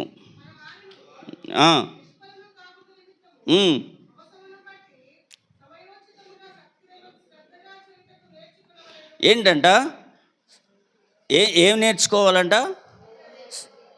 సత్క్రియలు చేయుటకు నేర్చుకోవాలి. దేవుడు ఎట్లా చేయాలట? అది ఎట్లా అనేది ఇప్పుడు మనకు కీర్తన 51:10లో దావీదు గారు చక్కగా అడుగుతూ ఉన్నాడు. ఆయన ఆత్మలో ఒక తీవ్రత, హృదయావేదనతో దేవుని దగ్గర అడుగుతున్నాడా, ఏం చేయాలి ఇప్పుడు? నాకు శుద్ధ హృదయము కలగజేయు స్థిరమైన మనస్సు. స్థిరమైన మనస్సు. చాలామందికి మనస్సు స్థిరంగా ఉండదు. ఇప్పుడు నేను విక్సో, చాక్లెటో, కాఫ్సీలో ఏదో ఒకటి ఇన్ని కొని నా బ్యాగ్లో పడేస్తా. పిల్లలకో పెద్దోళ్ళకో, నా ఎమ్మటున్నోడికి ఏది ఇవ్వకుండా నేను ఇంతవరకు లేను. 30 ఏళ్ళ నుండి కూడా ఏదో ఒకటి తినడానికి ఆ బ్యాగ్లో ఉంటూనే ఉంటుంది. కొంతమంది ఏంటంటే ఒక నెలే కంటిన్యూ ఉంటారు, 1 సంవత్సరం వరకు ఉంటారు, తర్వాత దాన్ని కంటిన్యూషన్ చేయరు. నేను మా పాస్టర్ గారికి పువ్వు ఇవ్వడం మొదలుపెట్టి పువ్వు ఇస్తూనే ఉన్నా. ఏది 31st రోజు ఆ విధంగా ఇద్దరం అట్లా నేను ఆయనకి పువ్వు ఇచ్చి హగ్గించుకుంటాను. కంటిన్యూషను ఏది చేసినా. కొంతమంది స్థిరంగా చేయరు. దశంభాగం కూడా మర్చిపోయిన, ఇవాళ ఆదివారమే కదా, అంటే ఇక్కడ పిడికిళ్ళు తీసుకొస్తారా? అసలు కొంతమంది కూడా తేలేగా, ఒకళ్ళు ఇద్దరు వచ్చారా? ఒకటి వచ్చింది క్యాన్. ఓకేలేండి.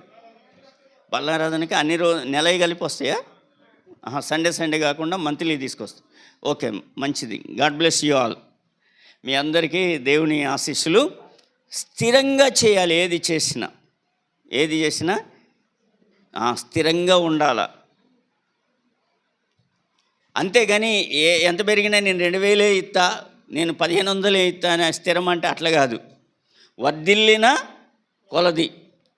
చూడండి, ఇక్కడ దావీదు అంటాడు, స్థిరమైన మనసు నూతనంగా పుట్టించు, నీ సన్నిధిలో నుండి నన్ను తోసివేయొద్దు, నీ పరిశుద్ధాత్మను నా యొద్ద నుండి తీసివేయొద్దు, నీ రక్షణానందమున నాకు మరలా దయచేయమంటే, రక్షణలో ఉన్న ఆనందము చాలామంది కోల్పోతున్నారు. ప్రభు పాదాల దగ్గర ప్రాకులాడుతున్నాడు దావీదు, నన్ను తోసియొద్దయ్యా, ఈ రక్షణానందాన్ని నేను కోల్పోవద్దయ్యా, ఇలాంటి మనస్సు నేను కోల్పోవద్దయ్యా, ఇలాంటి మనస్సు నాకు తక్కువ కావద్దయ్యా అని దేవుడు అడుగుతున్నాడు. అది ప్రభు కొరకు మనం ఫలించడం. రాహబ్ అనేటటువంటి ఒక వేశ్య లోకానికి అందరికీ కనపడుతుంది. రాహబ్ అనేది ఒక వేశ్య, కానీ దేవుడు కనపడుతుంది. రాహబ్ అనేది వేశ్య కాదు, రాహబ్ అనేది క్రీస్తు వంశావళి కొరకై సిద్ధపరచబడింది అని చూస్తున్నాడు దేవుడు. దేవునికి స్తోత్రం. నిందలేయడానికి మనం ఫస్ట్, రాళ్ళేయడానికి మనం ఫస్ట్, హేళన చేయడానికి మనం ఫస్ట్, అబద్ధాలు చెప్పడానికి ఫస్ట్, కల్పించి చెప్పడానికి ఫస్ట్, అన్నిట్లో ఫస్ట్. కాబట్టి రాహాబు వ్యభిచారి. జక్కయ్య ఇంటికి పోతుంటే, ఏందయ్యా నువ్వు ప్రభువు కదా, నువ్వు ప్రభు బిడ్డలతో రాదు, వాడింటికి పోయి పాపాత్ముడు కదా జక్కయ్య, పాపి అయిన జక్కయ్య ఇంటికి అని రాయబడి ఉంది. ఏం పని నీకు? పాస్టర్ లాగా ఉండాలి. కానీ నేను చూశానండి కళ్ళారా, వాళ్ళ ఇంటికి పోయేస్తంటే మొన్న జాయ్ బాబు, మనకు అవసరం అండి అటువంటి వాళ్ళ ఇళ్ళకి పోవటం, సాక్ష్యం దెబ్బతిందో అంటారండి. మరి వాడిని బాగు చేసేది ఎప్పుడు? ఎవరి లిమిట్స్లో వాళ్ళు ఉంటే దేవుడు పని ఎలా జరుగుద్ది కదండి. దేవుడు ఏమన్నాడు? ఇది ప్రజలందరికీ కలిగే మహా సంతోషకరమైన శుభవర్తమానం. నీ చర్చికి వచ్చే వాళ్ళకే కాదండి, ప్రజలందరూ ఉన్నారండి, ఇంకా సంతోషించాల్సిన వారు అనేకులు ఉన్నారు. వారికి కావద్దా సంతోషం? ఎంతోమంది లైవ్లో ఎంతోమంది సేవకులు వాక్యం చెప్తున్నారు. ఎందుకు చెప్తున్నారు? వారికి కావద్దా వాక్యం? వారికి కావద్దా అభివృద్ధి? నేను చెప్తున్నాను, ప్రతి ఒక్కరికి ఏదో ఒక నూతన క్రియ దేవుడు చేయబోతున్నాడు. నువ్వు అలసిపోయినా, నువ్వు కృంగిపోయినా, నువ్వు బలహీనపడినా, ఈ సంవత్సరము నువ్వు తిరిగి లేపబడుతున్నావు. నువ్వు తిరిగి లేపబడుతున్నావు. నా దేవుడు ఈ సంవత్సరము ఎన్నడూ నీలో జరగనిది. నువ్వు ఎంత నిరాశపడినా ఈ సంవత్సరము నీ ఆశలకు మొలకలు రాబోతా ఉన్నాయి. నీ ఆశలకు మొలకలు రాబోతున్నాయి. ఎందుకు? ఇప్పుడే అది మొలుచును. నా దేవుడు ఎంత గొప్పవాడు. ఈ సంవత్సరంలో నిజంగా ఎవరు మారకపోయినా, ఈ సంవత్సరంలో ఎవరు అభివృద్ధి చెందకపోయినా, ఈ సంవత్సరము ఎవరి పరిస్థితిలో మార్పు రాకపోయినా, ఈ సంవత్సరంలో ఎవరు గర్భఫలము లేకపోయినా, ఈ సంవత్సరంలో ఎవరికి జాబ్ రాకపోయినా, ఇలా వాయిదాలు పడుకుంటూనే వెళ్ళిపోతూ ఉంటాయా? అందుకే దేవుడు అన్నాడు, నీ క్యాలిక్యులేషన్ చేంజ్ అయిపోతున్నా ఈ సంవత్సరం. ఇదైతే గట్టిగా చెప్తామా? దేవునికి స్తోత్రం. వేసారా క్యాలిక్యులేషన్? ఏంటి క్యాలిక్యులేషన్? మీరేం వేసుకున్నారు? క్యాలిక్యులేషన్ మీరేం ప్రిపేర్ అయ్యారు ఈ సంవత్సరం మీ కొరకు? అంటే మీరు ఏం రాసుకోలేదా? నేను అందరినీ సేవకుల్ని ఇది అడుగుతా. అందరి దగ్గరికి డైరీ, పెన్ను, శాలో తీసుకొని పోయి కవర్లో ఇస్తూ వాళ్ళని అడుగుతుంటాను, పాస్టర్ గారు ఈ సంవత్సరం కొరకు మీరేం ప్లాన్ చేసుకున్నారు? సంఘములో ఎంతమంది పెరగాలనుకున్నారు? సంఘంలో ఉన్న వాళ్ళలో ఎలాంటి మార్పు రావాలనుకుంటున్నారు? మీలో మీరు ఏం మార్పు తెచ్చుకుందాం అనుకుంటున్నారు? ఈ వితౌట్ మనం ఇలా మినిమం ఇది మనకు రావాలా? ఈ యొక్క చేంజ్ అనేది తెలుసుకోకుండా ఎలా మనం స్టెప్ వేస్తామండి? ఇప్పుడు కాలువ దాడుతున్నామంటే రాయి మీద వేస్తున్నామా, నీళ్ళల్లో వేస్తున్నామా, బురదలో వేస్తున్నామా అని ఆలోచించి ఇంకొంచెం పెంచడానికి ప్రయత్నం చేస్తాం కదండి. ఒక సంవత్సరంలోనికి ఇలా జంపు చేసామండి మనం. ఉట్టిగా రాలేదండి ఇది దేవుని యొక్క కృప కదా, మన భక్తి నీతి కాదు. దేవుడు మనల్ని ఒక సంవత్సరంలోనికి, మరో సంవత్సరంలో 31st రోజు చనిపోయిన వాళ్ళు ఉన్నారు. చాలా బాధపడినాం. జుల్లూరుపాడులో కూడా ఎవరో చనిపోయినట్టున్నారు కదా. మనము అందరము హ్యాపీగా ఈ ఇయర్లోకి వచ్చినాం. ఇది దేవుని కృప కదా. ఉట్టిగా దాటలే, మనము ఎలా దాటగలిగినాం? కాబట్టి దేవుని బిడ్డలారా, దేవుణ్ణి మనం అడగాల్సింది ఇంకొక ప్రశ్న ఉంది. దేవుణ్ణి ఇంకొక ప్రశ్న మనం అడగాల. ఏంటో తెలుసా? అది హబక్కూకు గ్రంథం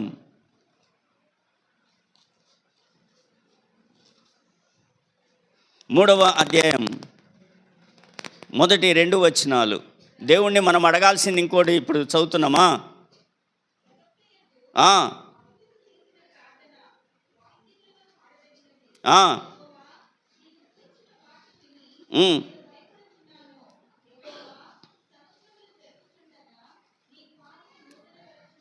ఏంటట? సంవత్సరములు జరుగుచుండగా నీ కార్యములు. ఇప్పుడు దేవుణ్ణి, ఇప్పుడు నాకు బాధ ఏంటంటే, అందరం బైబిలే చదువుతాం కదా, ఇప్పుడు బైబిల్ ఇంత స్పష్టంగా చెప్తుంది కదా, ఈ వాక్యం తెలీదా? సంవత్సరాలు జరుగుతున్నాయి కదా, నీ కార్యములు, ఇది రాసుకోవడమే ఏముంది అని ప్రార్థన చేయడమే, దీని మీద చేయబెట్టి.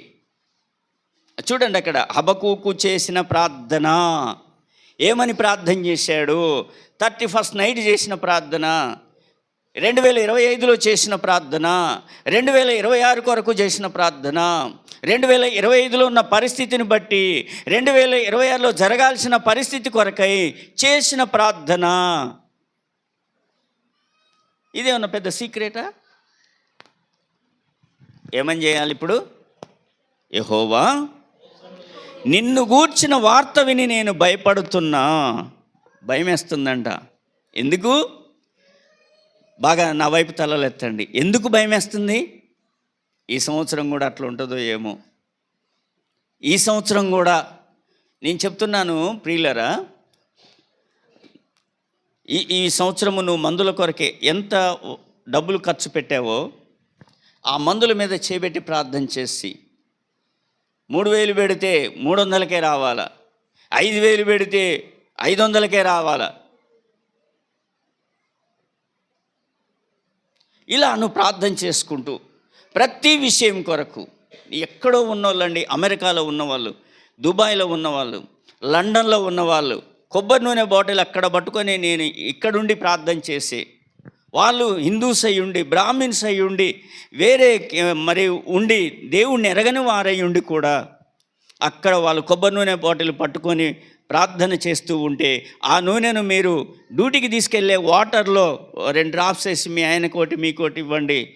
ఇంటికి వచ్చిన తర్వాత నీవు నీ యొక్క కడుపు మీద సిలువ గుర్తేసుకొని 2 డ్రాప్స్ నోట్లు వేసుకొని పడుకోండి. ప్రభుని ఇలా మీరు స్తుతించుకుంటూ, ప్రభువా నీవు గర్భము తెరిచివాడనేనని నేను గర్భమును మోసేదనా అని నువ్వు రాసావు యెషయా 66:9లో. పిల్లలను కనిపించేవాడినైనా నేను పిల్లలు లేకుండా చేస్తానని కీర్తనలో రాశావు. అటువంటి దేవుడుగా ఉంటే నేను పెళ్లి చేసుకొని ఇన్ని సంవత్సరాలు బయట ఫంక్షన్లకు వెళ్తుంటే అందరూ వాళ్ళు అన్నప్రసన్న చేసుకుంటే ఫస్ట్ బర్త్డే అని చేసుకుంటుంటే మాకై చాలా సిగ్గు అనిపిస్తుంది. అలా ఫీల్ అయిన వాళ్ళు ఎంతోమంది ఉన్నారు. అలా లిస్టులో ఉన్న వాళ్ళు ప్రార్థన చేసుకుంటే వాళ్ళకు పండంటి బిడ్డని ఇచ్చినాడు దేవుడు. ఇప్పుడు చూడండి, హబక్కూకు అంటున్నాడు దేవుడి దగ్గర, నిన్ను గూర్చిన వార్త విని నాకు భయం వేస్తుందయ్యా. ఏంటా భయం? ఈ సంవత్సరం కూడా నాకు పిల్లలు పుట్టరా? ఈ సంవత్సరం కూడా నాకు జాబ్ రాదా? ఈ సంవత్సరం కూడా నేను కారు కొననా? ఈ సంవత్సరం కూడా నేను ఇల్లు కొననా? ఈ సంవత్సరం కూడా మా ఆయన మారడా? ఈ సంవత్సరం కూడా రోగాలు ఇంతే పెరగడమా అనుకుంటూ భయపడుతూ భయపడుతూ భయపడుతూ ప్రార్థన చేసి ఒక మాట అడుగుతున్నాడు, అయ్యా సంవత్సరాలు జరిగిపోతున్నాయి కదా, నీ కార్యాలు నూతన పరచవా అని అన్నాడు. నువ్వు ఏడ్చావా?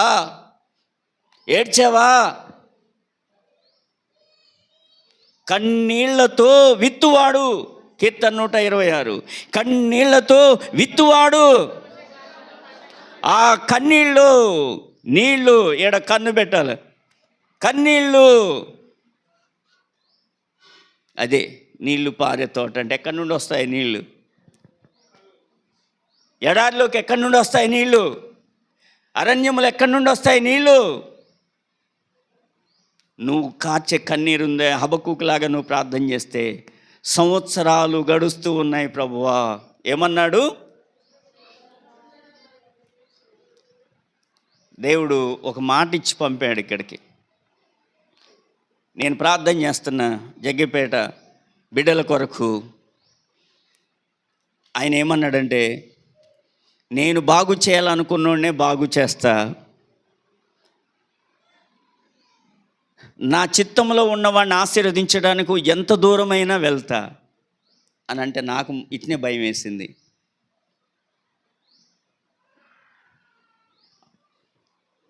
ఇక్కడ ట్విస్ట్ ఉంది కదా, ఏం చేస్తాడట? నేను బాగు చేయాలనుకున్నోడనే బాగు చేస్తా, నా చిత్తంలో ఉన్నవాడిని ఆశీర్వదించడానికి ఎంత దూరమైనా వెళ్తా. దూరం అనిపించదు, ఇప్పుడు మాకు దూరమే పేడే, కానీ ఎంత దూరమైనా దూరం అనకుండా వస్తున్నాం. అలా అదే 8 ఏళ్ల నుండి కూడా.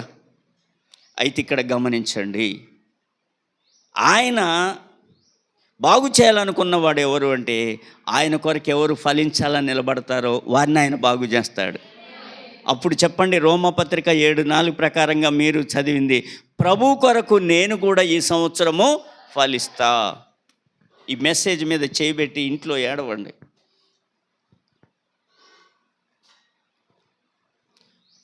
నీవు నిలబడే అడ్డాలను మార్చండి. నీ చేతులున్న చూసే యొక్క చాటింగ్ ఈటింగ్ అన్నీ ఉంటాయి కదా ఆ ఫోన్లో, కొంచెం కంట్రోల్ చేయండి. కొంచెమన్నా ఒక 3 అధ్యాయాలు చదువుతాను ప్రభా ఈ సంవత్సరం నుండి, నేను మోకరించి ఈ సంవత్సరం నుండి నేను ప్రార్థనలో ఉంటాను ప్రభువా అంటూ నువ్వు ఇలా మొదలుపెట్టు. ఆయన కూడా నిన్ను మొదలు పెడతాడు ఆశీర్వదించడానికి. దేవునికి స్తోత్రం. నీ పట్ల దేవుడు ఇందాక నేను చెప్పా, అద్భుతం చేయడానికి ఏమవుతున్నాడు? ఆరాటపడుతున్నాడు, వెంపర్లాడుతున్నాడట. ఈ సంవత్సరం ఎందుకో నిజంగా నాకు ఆ ఎగ్జైట్మెంట్ చూస్తుంటే, నిజంగా ఆ కళ్ళల్లో మీ పట్ల చేయబోతున్న ఆ గొప్ప అద్భుతమైనటువంటి ఆ ఎగ్జైట్మెంట్ ఆయనలో చూస్తూ ఉంటే నాకే ఇది అనిపిస్తుంది, నిజంగా వీళ్ళు ఇంతగా ఈ సంవత్సరం ఆశీర్వదించబడబోతున్నారా? ఎవరిలో పెండింగ్ ప్రాజెక్టులు ఉన్నాయో 2026లో ఈ గవర్నమెంట్ అన్ని ప్రాజెక్టులు పూర్తి చేయబోతా ఉంది. హల్లెలూయా. ఏం చేయబోతా ఉంది? ఏ ప్రాజెక్ట్ పెండింగ్లో ఉందో, ఫుల్ఫిల్ అవ్వలేదో, ఈ సంవత్సరంలో ఆల్ ప్రాజెక్ట్ ఏదైనా కావచ్చు, అన్ని పనులు మేము పూర్తి చేస్తాం ఈ సంవత్సరం. మీరేం చెప్పాలంటే, మేము కూడా ఆయన కొరకు ఈ సంవత్సరం మేము ఫలిస్తాం. దేవునికి స్తోత్రం. హబక్కూకు నిజంగా ఏం చేయబోతున్నాడో దేవుడని దేవుడిని అడుగుతున్నాడు. నువ్వు ఏం చేయబోతున్నావో నాకు తెలియపరచు. ఇది ప్రేయర్ అండి. ఆయన ఏం చేయబోతున్నాడో తెలుసుకోవాలని ఒక తపన నీలో రావాలా కదా. ఇప్పుడు ఫంక్షన్ చేస్తున్నాం, మన స్టాఫ్ వాళ్ళు అందరూ ఏదో పట్టుకొని వస్తారు. అందరు వచ్చేసి అరే జరుగురా అని అటు నెట్టుకుంటాం, ఫోటోలు తీయడానికి వచ్చేసి ఇట్లా పట్టుకుంటా ఉంటాం. అప్పుడు మనకేమనిపిస్తుంది? మా స్టాఫ్ వాళ్ళు ఏదో భారీ ఎత్తునే తెచ్చారు కదా అని అనిపిస్తూ ఉంటుంది. ఏం చేయబోతున్నాడో నాకు తెలియపరచు. అప్పుడు వాళ్ళు అంటారు, అరే ఇప్పుడే మీరు లీక్ చేయకండి వాడికి అద్దెత్తనం అని కొందరు అనుకొని ఏం చెప్పరు, ఆడ గిఫ్ట్ ఇచ్చేసి వెళ్ళిపోతారు. తర్వాత మనం ఏమని కొంత ఇంపార్టెంట్ ఉన్న వాళ్ళ గిఫ్ట్లు ఓపెన్ చేయాలని ఆశపడతాం. ముందు అది ముందు వాడేం తెచ్చిండో చూద్దాం, పెదనాయన ఏం తెచ్చిండు, ఇది ఎవడు ఆరాటం వాడికే. నా భార్య ఒక రకంగా చెప్పుద్ది, నా కొడుకు ఒక రకంగా చెప్తాడు, నేను ఒక రకంగా చెప్తా. ఇక ఎవరికి సంబంధించిన వాళ్ళు అవి ముందు ఓపెన్ చేద్దామని చూస్తాం. హబక్కూకు అడుగుతున్నాడు, నాకు భయం వేస్తుందయ్యా, ఈ సంవత్సరం అన్ని సంవత్సరాలాగా ఉంటే మళ్ళీ ఎట్లయ్యా? ఇక నేను ఎందుకు, నాకు సాక్ష్యం ఏముంది, ఆ వాగ్దానానికి విలువేముంది, నాకు భయం వేస్తుంది. కానీ ఒక్కటి చేయవా నా పట్ల. ఏంటయ్యా, ఏం చేయాలి చెప్పు. ఈ సంవత్సరాలు జరుగుతున్నాయి కదా, ఇన్ని సంవత్సరాలు జరుగుతున్నాయి కదా, నాలో ఒక నూతన క్రియ చేయబోతున్నావో తెలియపరచవా? గర్భఫలం ఇస్తావా, వివాహం చేస్తావా, ఇల్లు కట్టిస్తావా అని అంటే ఆయన అన్నాడు, ప్రకటన గ్రంథం 21:5 చెప్పండి. పిచ్చోడా, ఎందుకు ఎడుతావు? నువ్వు పెళ్ళే కోరుకుంటావా, ఉద్యోగమే కోరుకుంటావా, ఆరోగ్యమే కోరుకుంటావా, అన్నీ కలిపి చేయొద్దా? ఒక్కొక్కటి అడుగుతావు. నీకు చెప్పండి, సమస్తము చెప్పట్లే మీరు సరిగా. సమస్తమును నూతనమైనవిగా చేయబోచు ఉన్నాను. దేవుడు కార్యము చేయాలి. నిజంగా ఆయనకి ఎంత మన పట్ల ప్రణాళిక చూడండి. నువ్వు ఎంత మౌనంగా ఉంటావో ఈ సంవత్సరము అంత బలంగా ఉంటావు.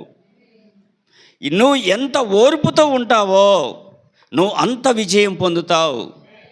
నువ్వు ఎంత వినయముగా ఉంటావో అంత ఆత్మ గౌరవంగా బ్రతుకుతావు. నువ్వు ఎంత కష్టపడతావో నువ్వు అంతగా ఫలిస్తావు. దేవునికి స్తోత్రం. నీ వినయం నీ విజయానికి మెట్లు కట్టుద్దట. నీ ఓర్పు నిన్ను అంతరిక్షానికి తీసుకెళ్తుందట. అంత అద్భుతం నా దేవుడు ఈరోజు నీకు చేయబోతా ఉన్నాడు. కాబట్టి ఇది ప్రసంగానికే పరిమితం చేయొద్దు, ఇది జీవితానికి సంబంధించిన విషయము. కాబట్టి ప్రియమైనటువంటి సంగమ దేవుని బిడ్డలారా, మన జీవితము ఎలా ఉండబోతుంది? నీరు కట్టే తోటలాగా ఉండబోతా ఉంది. మనము చూద్దాము. మొట్టమొదటిగా మనము ఫలించాల అంటే 3 శ్రేష్టమైన విషయాలు. నూతన క్రియ దేవుడు చేయాలా, మనం ఫలించాలా, నూతన స్వభావం రావాలా, ఇవన్నీ రావాలి అని అంటే హోషేయ గ్రంథంలోకి వద్దాం. ఇప్పుడు 3వ అధ్యాయంలో 2వ వచనంలో నుండి చదువుతాం. నీకు 3 విషయాలు అద్భుతంగా దేవుడు చేయబోతా ఉన్నాడు. హోషేయ గ్రంథం 3వ అధ్యాయం.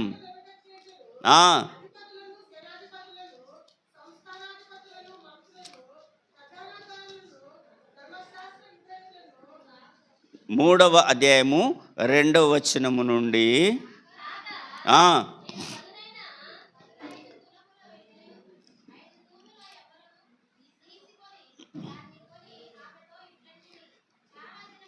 సరే నేను ఏం చెప్పా? హోషేయానా, యెహోషువ. ఓకే, పలకటాలు కొంచెం పొరపాట్లు వస్తూ ఉన్నాయి, కొంచెం వాటర్ ఇవ్వండి అయ్య గారు. హోషేయ 3వ అధ్యాయం అక్కడి నుండి 5 వచనాలు చదవండి. ఏమి చదవండి, ఆపారు ఎందుకు?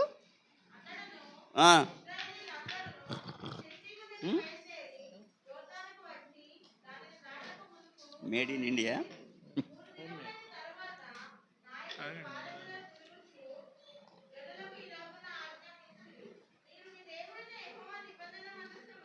ఏం కాదు, కరెక్ట్గా అయిపోదులే.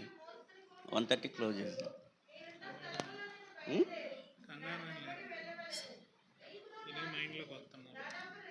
అంతేనా?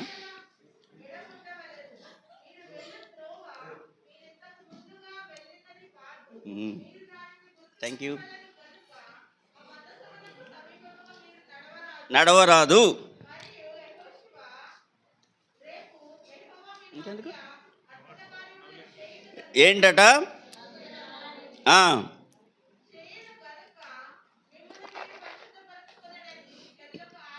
జనులకు ఆజ్ఞ ఇచ్చెను. 9వ వచనము.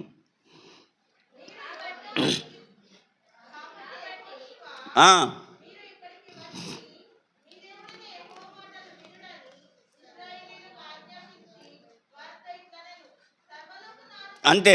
17వ వచనం.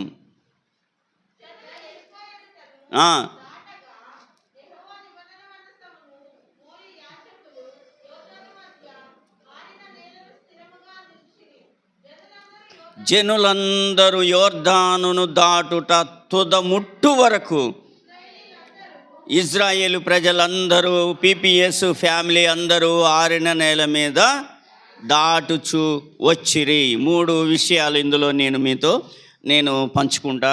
చాలా జాగ్రత్తగా వినడానికి ప్రయత్నం చేయండి. ఇప్పుడు మనము ఏం చేయాలి అని అంటే, మొట్టమొదటిగా అక్కడ రాయబడినటువంటి మాట దైవికమైనటువంటి యొక్క నాయకత్వము. దైవికమైనటువంటి నాయకత్వంలో మనము నడవాల. ఎంత చక్కగా రాశాడు ఆ మాటను భక్తుడు. మనం చూద్దాం. యెహోషువ 3వ అధ్యాయము. మీరు మీ దేవుడైన యెహోవా నిబంధన మందసమును యాజకులైన లేవీలు మోసుకొని పోవుట చూచినప్పుడు మీరున్న స్థలములలో నుండి బయలుదేరి వెంబడించవలెను. మొదటిది, మీరు ఈ సంవత్సరం ఫలించాలి అంటే మీరు మందసమును వెంబడించాలి. ఆ మందసమును ఎవరు మోస్తున్నారు? దైవజనుడు మోస్తూ ఉన్నాడు. దైవజనుడి యొక్క నాయకత్వంలో నేను నడవాలి. దైవజనుడు నేను వెంబడించడంలో వెనక తీయొద్దు. ఈ సంవత్సరము దైవజనుడు అన్ని విధాలు కూడా చాలా కొన్ని చేంజెస్ వస్తాయి. మీరు చాలా మార్పు చూస్తారు. అవన్నీ ఇంప్లిమెంట్ చేస్తారు తప్పకుండా. ఓకే, అవి నేను పర్సనల్గా మాట్లాడి చెప్తా. మీరు చాలా జాగ్రత్తగా గమనించండి. మీరు ఫలించబోతున్నారు. నూతన క్రియ జరగబోతూ ఉంది. నీరు పారే తోటలాగా ఉండబోతుంది. సమస్తము నూతనమైనగా దేవుడు చేయబోతున్నాడు. అయితే మనము 2 ప్రశ్నలు అడిగినాం దేవుణ్ణి. ఒకటి, నీ రక్షణానందము నాకు మరలా దయచేయము. రెండవది, సంవత్సరములు జరుగుచుండగా నీ కార్యమును నూతన పరచుము. 2 ప్రశ్నలు అడిగాం. దేవుడు ఆ ప్రశ్నలు అడిగినందుకు మనకు కొన్ని పనులు చెప్తా ఉన్నాడు. ఏం పనులు అంటే, సరే నువ్వు నన్ను ప్రశ్నలు అడిగావు, నీకు కావాల్సింది నూతనమైన కార్యాలు కదా మీ ఇంటిలో. అయితే ఈ సంవత్సరము నీవు సేవకుణ్ణి ఏం చేయాలా?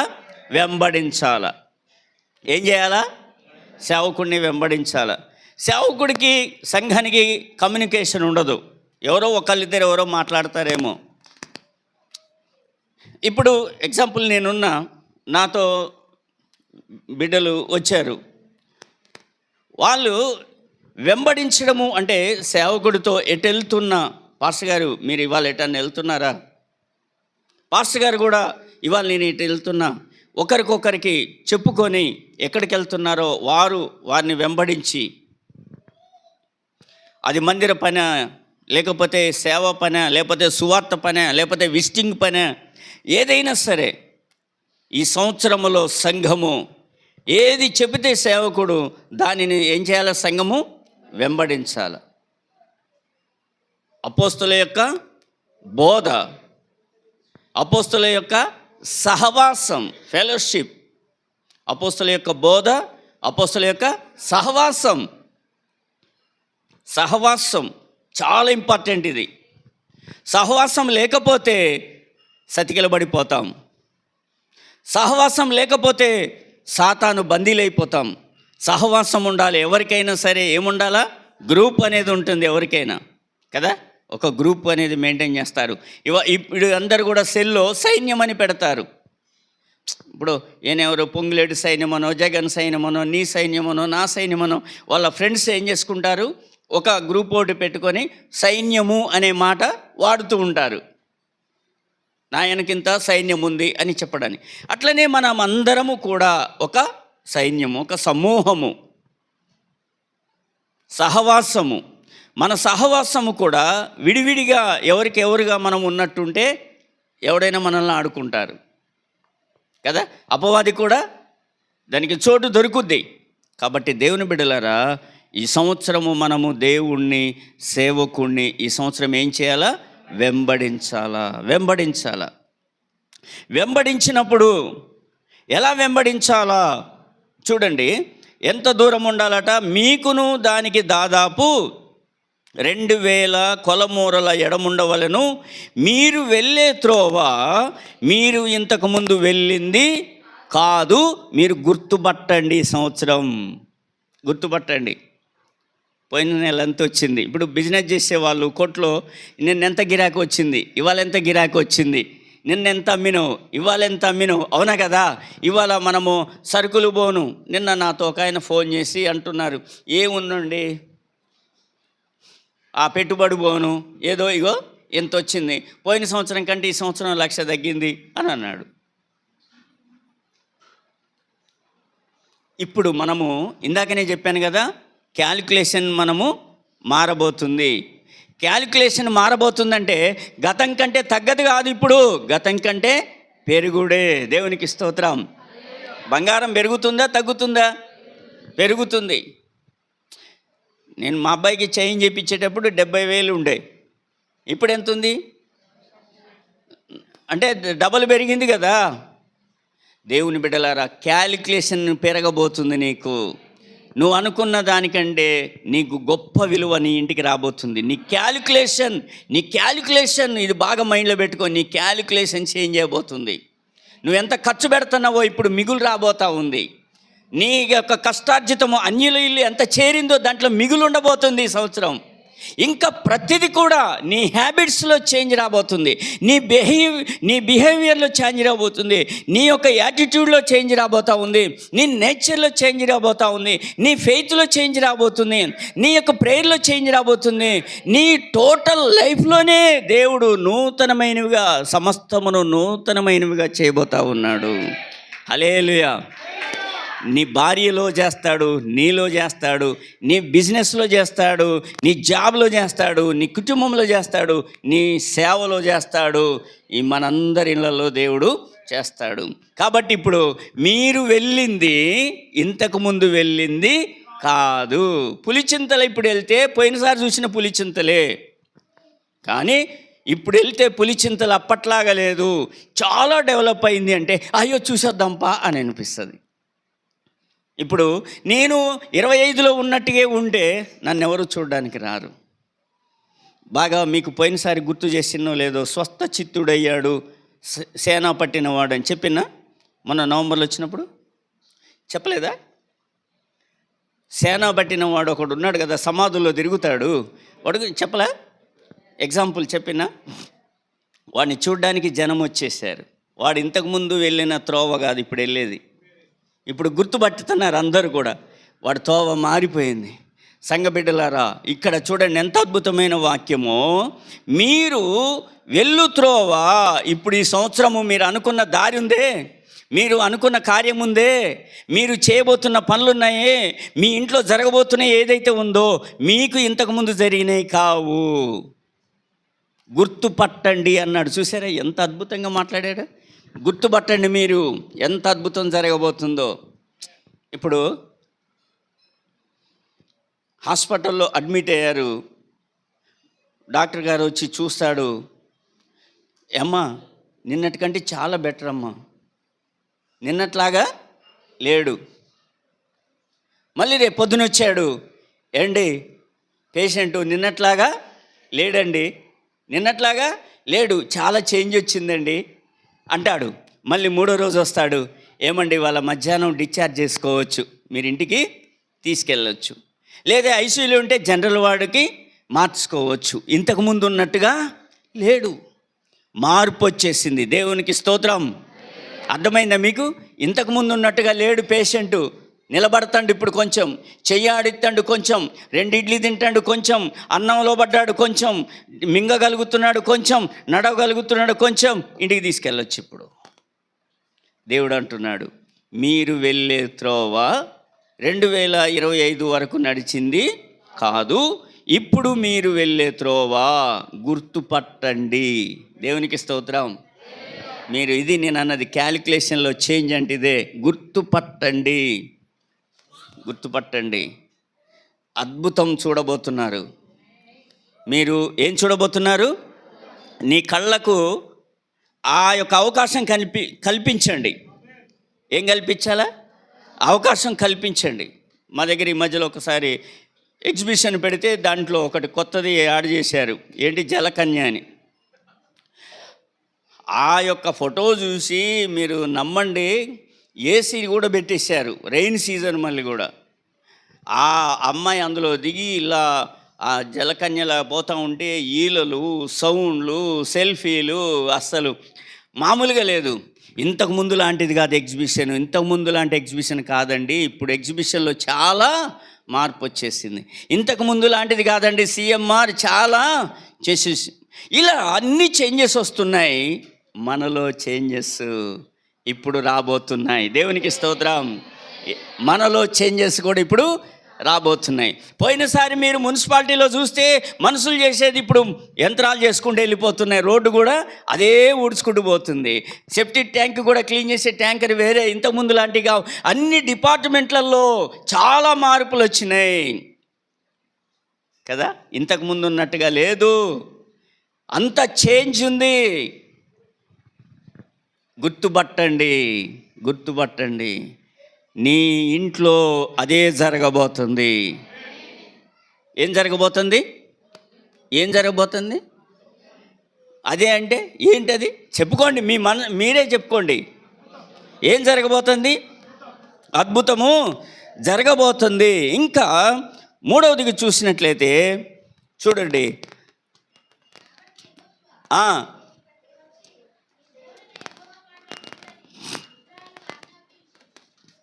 ఏం చేయాలట? 9వ వచనం, యెహోషువ కాబట్టి యెహోషువ మీరు ఇక్కడికి వచ్చి మీ దేవుడైన యెహోవా మాటలు వినండి అని జనులకు మీరేం చేయాలి? ఇప్పుడు దేవుడు మాట వినండి. మొట్టమొదటిది సేవకుని వెంబడించండి.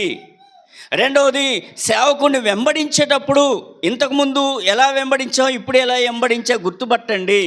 తర్వాతది ఇప్పుడు మీరు వచ్చి సేవకుడు మాట వినండి. సేవకుడు వాక్యం చెప్తున్నప్పుడు వినండి. చెప్పేటోడు శాదస్తుడైనా వినేటోడు వివరవంతుడుగా ఉండాలి. కాబట్టి వినండి. ఇప్పుడు వింటే ఏమవుతాడో తెలుసా? సేవకుడితో పోతూ ఉంటే ఇప్పుడు యోర్దాను దాటాలండి. ఎక్కడికి పోవాలి మనం? యోర్దాను దాటి అవతలకి వెళ్ళిపోవాలి. మన మధ్యలో ఏముంది ఇప్పుడు అంటే అవతల ఆశీర్వాదం ఉంది, యువతల నువ్వున్నావు. ఇప్పుడు దాన్ని అందుకోవాలా? నువ్వైతే చూస్తున్నావు, నీ కళ్ళల్లో అయితే చూస్తున్నావు. అప్పుడంట యోర్దాన్ అంట పొర్లిపోతుందంట, చాలా ఇరుకుగా ఉంటుంది ఆ యోర్దాన్. అది మీరు టీవీలో చూసే ఉంటారు. మనోళ్ళందరూ హోలీ ల్యాండ్ టూర్కి వెళ్ళినప్పుడు దాన్ని పెడుతుంటారు క్లిప్. ఆ యొక్క యోర్దాను చాలా చిన్నగా ఉంటుంది. నీళ్లు ప్రెజర్ వచ్చినప్పుడు పొలాల మీద నుండి పొర్లిపోతూ ఉంటాయట. ఆ టైంలో వీళ్ళ ప్రయాణం అక్కడికి వచ్చిందంట. అయితే ఇప్పుడు చూడండి, సేవకుడు అంటే ఏమనుకుంటున్నారు? నేను చెప్తున్నాను, సేవకుడు అంటే ఏదో వాళ్ళ ముందు 4 మాటలు చెప్పి వాళ్ళు ఇచ్చే 4 రూపాయలు తీసుకొని వెళ్ళిపోతే సేవ చేసినట్టు కాదు. మనతో ఉంటే ఒక అద్భుతము మన విశ్వాసులు చూడాలా. మనతో ఉంటే మన విశ్వాసులు కళ్ళకు గట్టినట్టుగా ఆ అద్భుతం చూడాలా. నేను అదే అన్నది, మీ కళ్ళు గనక చూడగలిగితే మీరేం చూడబోతున్నారో ఇప్పుడు చూడండి. ఏం జరిగిందో అక్కడ మూడవ అధ్యాయం 16-17 వచనం. పైనుండి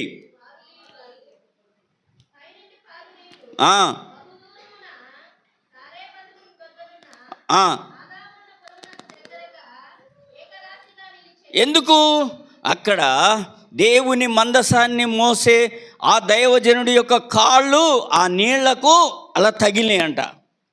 తగిలిన వెంటనే ఆ నీళ్లు చూడండి ఏకరాశిగా నిలిచిపోయినాయంట.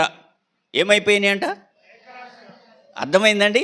యోర్దాను ఆ రోజు ఎర్ర సముద్రము మోసే ప్రార్థన చేసినప్పుడు ఆ యొక్క ఎర్ర సముద్రము ఆరిన నేల మీద నడిచారు, ఆరిన నేల మీద. ఇప్పుడు యోర్దాను కూడా సేవకుడు ఇలా కాలు పెట్టాడు అంతే, యోర్దాన్ నీళ్ళు ఏమైపోయినాయి అంట? ఏకరాశిగా అయిపోయినాయి. అంటే రాశి అంటే ఎలా ఉంటుంది చెప్పండి? రాశి అంటే ఏంటి?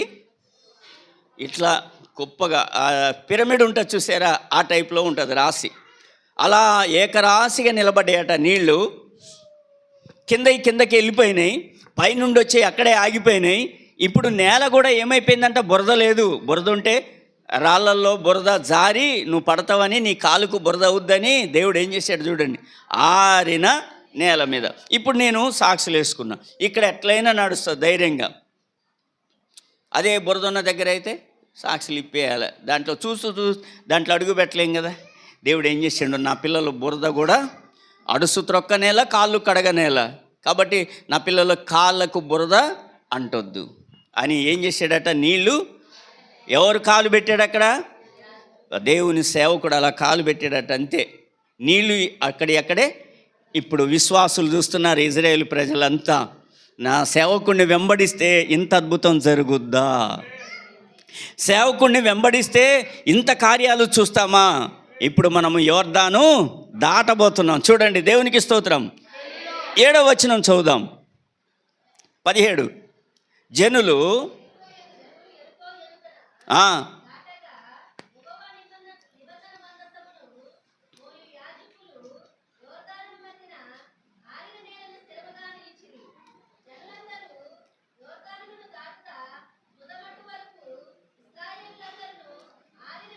తుదం ఎక్కడికి వెళ్ళాలో అక్కడ వరకు ఇజ్రాయేలీలందరూ ఆరిన నేల మీద దాటి వెళ్ళిపోయారు. దేవునికి స్తోత్రం. ఇజ్రాయేల్ ప్రజలందరూ కూడా ఎక్కడికి వెళ్ళిపోయారట? ఆరిన నేళ్ల మీద వెళ్ళిపోయారు. దేవుని యొక్క సేవకుడి యొక్క అడుగులు. న్యాయాధిపతులు 7:16 చదువుదాం.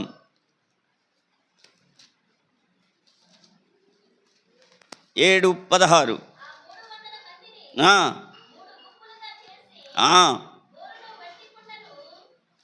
ఏం చేస్తున్నారట? ఎంతమంది? 300 మందిని 3 గుంపులుగా చేసి వట్టి కుండల్లో దివిటీలు పెట్టి ఆ దైవజనుడు ప్రతి ఒక్కడికి ఇచ్చిండంట, నన్ను చూసి నేను చేసినట్లు చెయ్యండి. సేవకుణ్ణి చూడండి, సేవకుణ్ణి వెంబడించండి, సేవకుని మాట వినండి. అర్థమవుతుందా? ఇప్పుడు సేవకుడు చెప్పినట్లు చేయండి. ఏం జరుగుతుంది అంటే, మీ మీదికి ఫిలిప్తీయులు రాకుండా, ఎవడు మీ మీద యుద్ధం ప్రకటించకుండా, ఏంటట, మీ దగ్గర వట్టి కుండే దివిటీకి, ఆ కుండకి రంధ్రాలు చేసి దివిటి అందులో పెట్టి ఉన్నారు అంతే. ఏమైపోయిందంట అక్కడ? ఏమైపోయింది? చదవండి.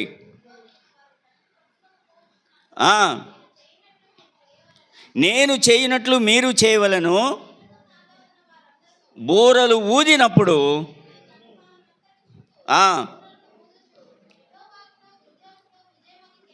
విజయము అని కేకలు వేయండి అని చెప్పాను.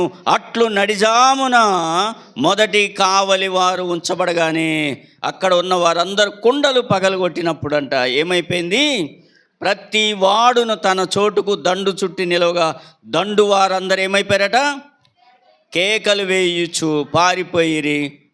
300 మంది బూరలు ఊదినప్పుడు యెహోవా దండంతటిలోను ప్రతివాని ఖడ్గమును వాని పొరుగువాని మీదికి తిప్పెను. దండు ఏమైపోయిందంట? పారిపోయారు.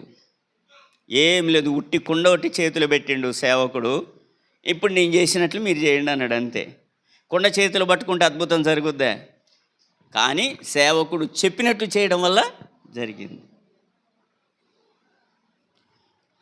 ఈ సంవత్సరం మీరు అలా చేస్తే ఈ 4 పనులు చేయండి, పైన 4 పనులు ఆయన చేస్తాడు. మధ్యలో 2 ప్రశ్నలు అడగండి ప్రతిరోజు. నన్ను నీ సన్నిధిలో నుండి తోసివేయకు, నీ కార్యములు నాకు తెలియచేయి ఈ సంవత్సరంలో అని మీరు గనక చేస్తే దేవుడు నిజంగా మీ పట్ల ఎంతటి అద్భుతమైన చేయడానికి ఆయన సిద్ధంగా ఉన్నాడు. ఎంత అద్భుతమైనటువంటి దేవుడు మన మధ్యలో ఉన్నాడు ఈ నూతన సంవత్సరం. కాబట్టి ప్రియులారా, నిర్లక్ష్యము చేయకుండా ఈ సంవత్సరము చక్కగా ప్రార్థన ప్రారంభించండి. నానినా అడగండి పాస్టర్ గారిని, ఎన్ని అడుగుతానా లేదా? హైదరాబాదు నాని అని మీ గురించి అడుగుతాను. సరే, పిల్లలే విషయం అని అడుగుతాను, ఏంటి ఎలా ఉంటున్నారు? అయితే ఇప్పుడే కారులో చెప్తున్నారు, హైదరాబాదు నాని కూడా వచ్చాడు కానీ ఇంకా చర్చికి రాలేదు. అంటే దేవుడు మాటలు అవసరమైతే వస్తాడు అనుకున్నాం. దేవుడు మాటలు అవసరం గట్టి వచ్చాడు. ఆయన కూడా క్యాలిక్యులేషన్ చేంజ్ అవుతుంది. అందరూ ఎవరికి వాళ్ళు కూడా క్యాలిక్యులేటర్ ఉంటుంది కదా, సెల్లులో ఉంటుంది, ఇంట్లో ఉంటుంది, కొట్లో ఉంటుంది, ఇట పట్టుకొని కొట్టుకోవడమే ఈ సంవత్సరం. లెక్కించలేని దేవుడు మీరు కార్యాలు చూడబోతున్నారు. ఇప్పుడు మీరందరూ కళ్ళు మూసుకుంటూ మిమ్మల్ని మీరుగా పరీక్షించుకుంటూ దేవుణ్ణి అడగండి. హబక్కూకు అడిగినట్టుగా అడగండి, అయ్యా నాకు భయం వేస్తుంది, ఈ సంవత్సరము నేను ఇల్లు, ఈ సంవత్సరము నేను ప్లాటు, ఈ సంవత్సరము నేను పెళ్ళి, ఈ సంవత్సరము నేను కారు, ఈ సంవత్సరము నేను జాబు, ఈ సంవత్సరము డిగ్రీ, ఈ సంవత్సరము చదువులు, ఈ సంవత్సరము ఆరోగ్యములు. ప్రతి ఒక్కరు కూడా ఇన్నర్గా మీకు మీరే ఇప్పుడు పరిశుద్ధాత్మ ఎంతవరకు పనిచేస్తారో ఇప్పుడు మనం చూడాలి. ఆత్మ నడిపి అంతే.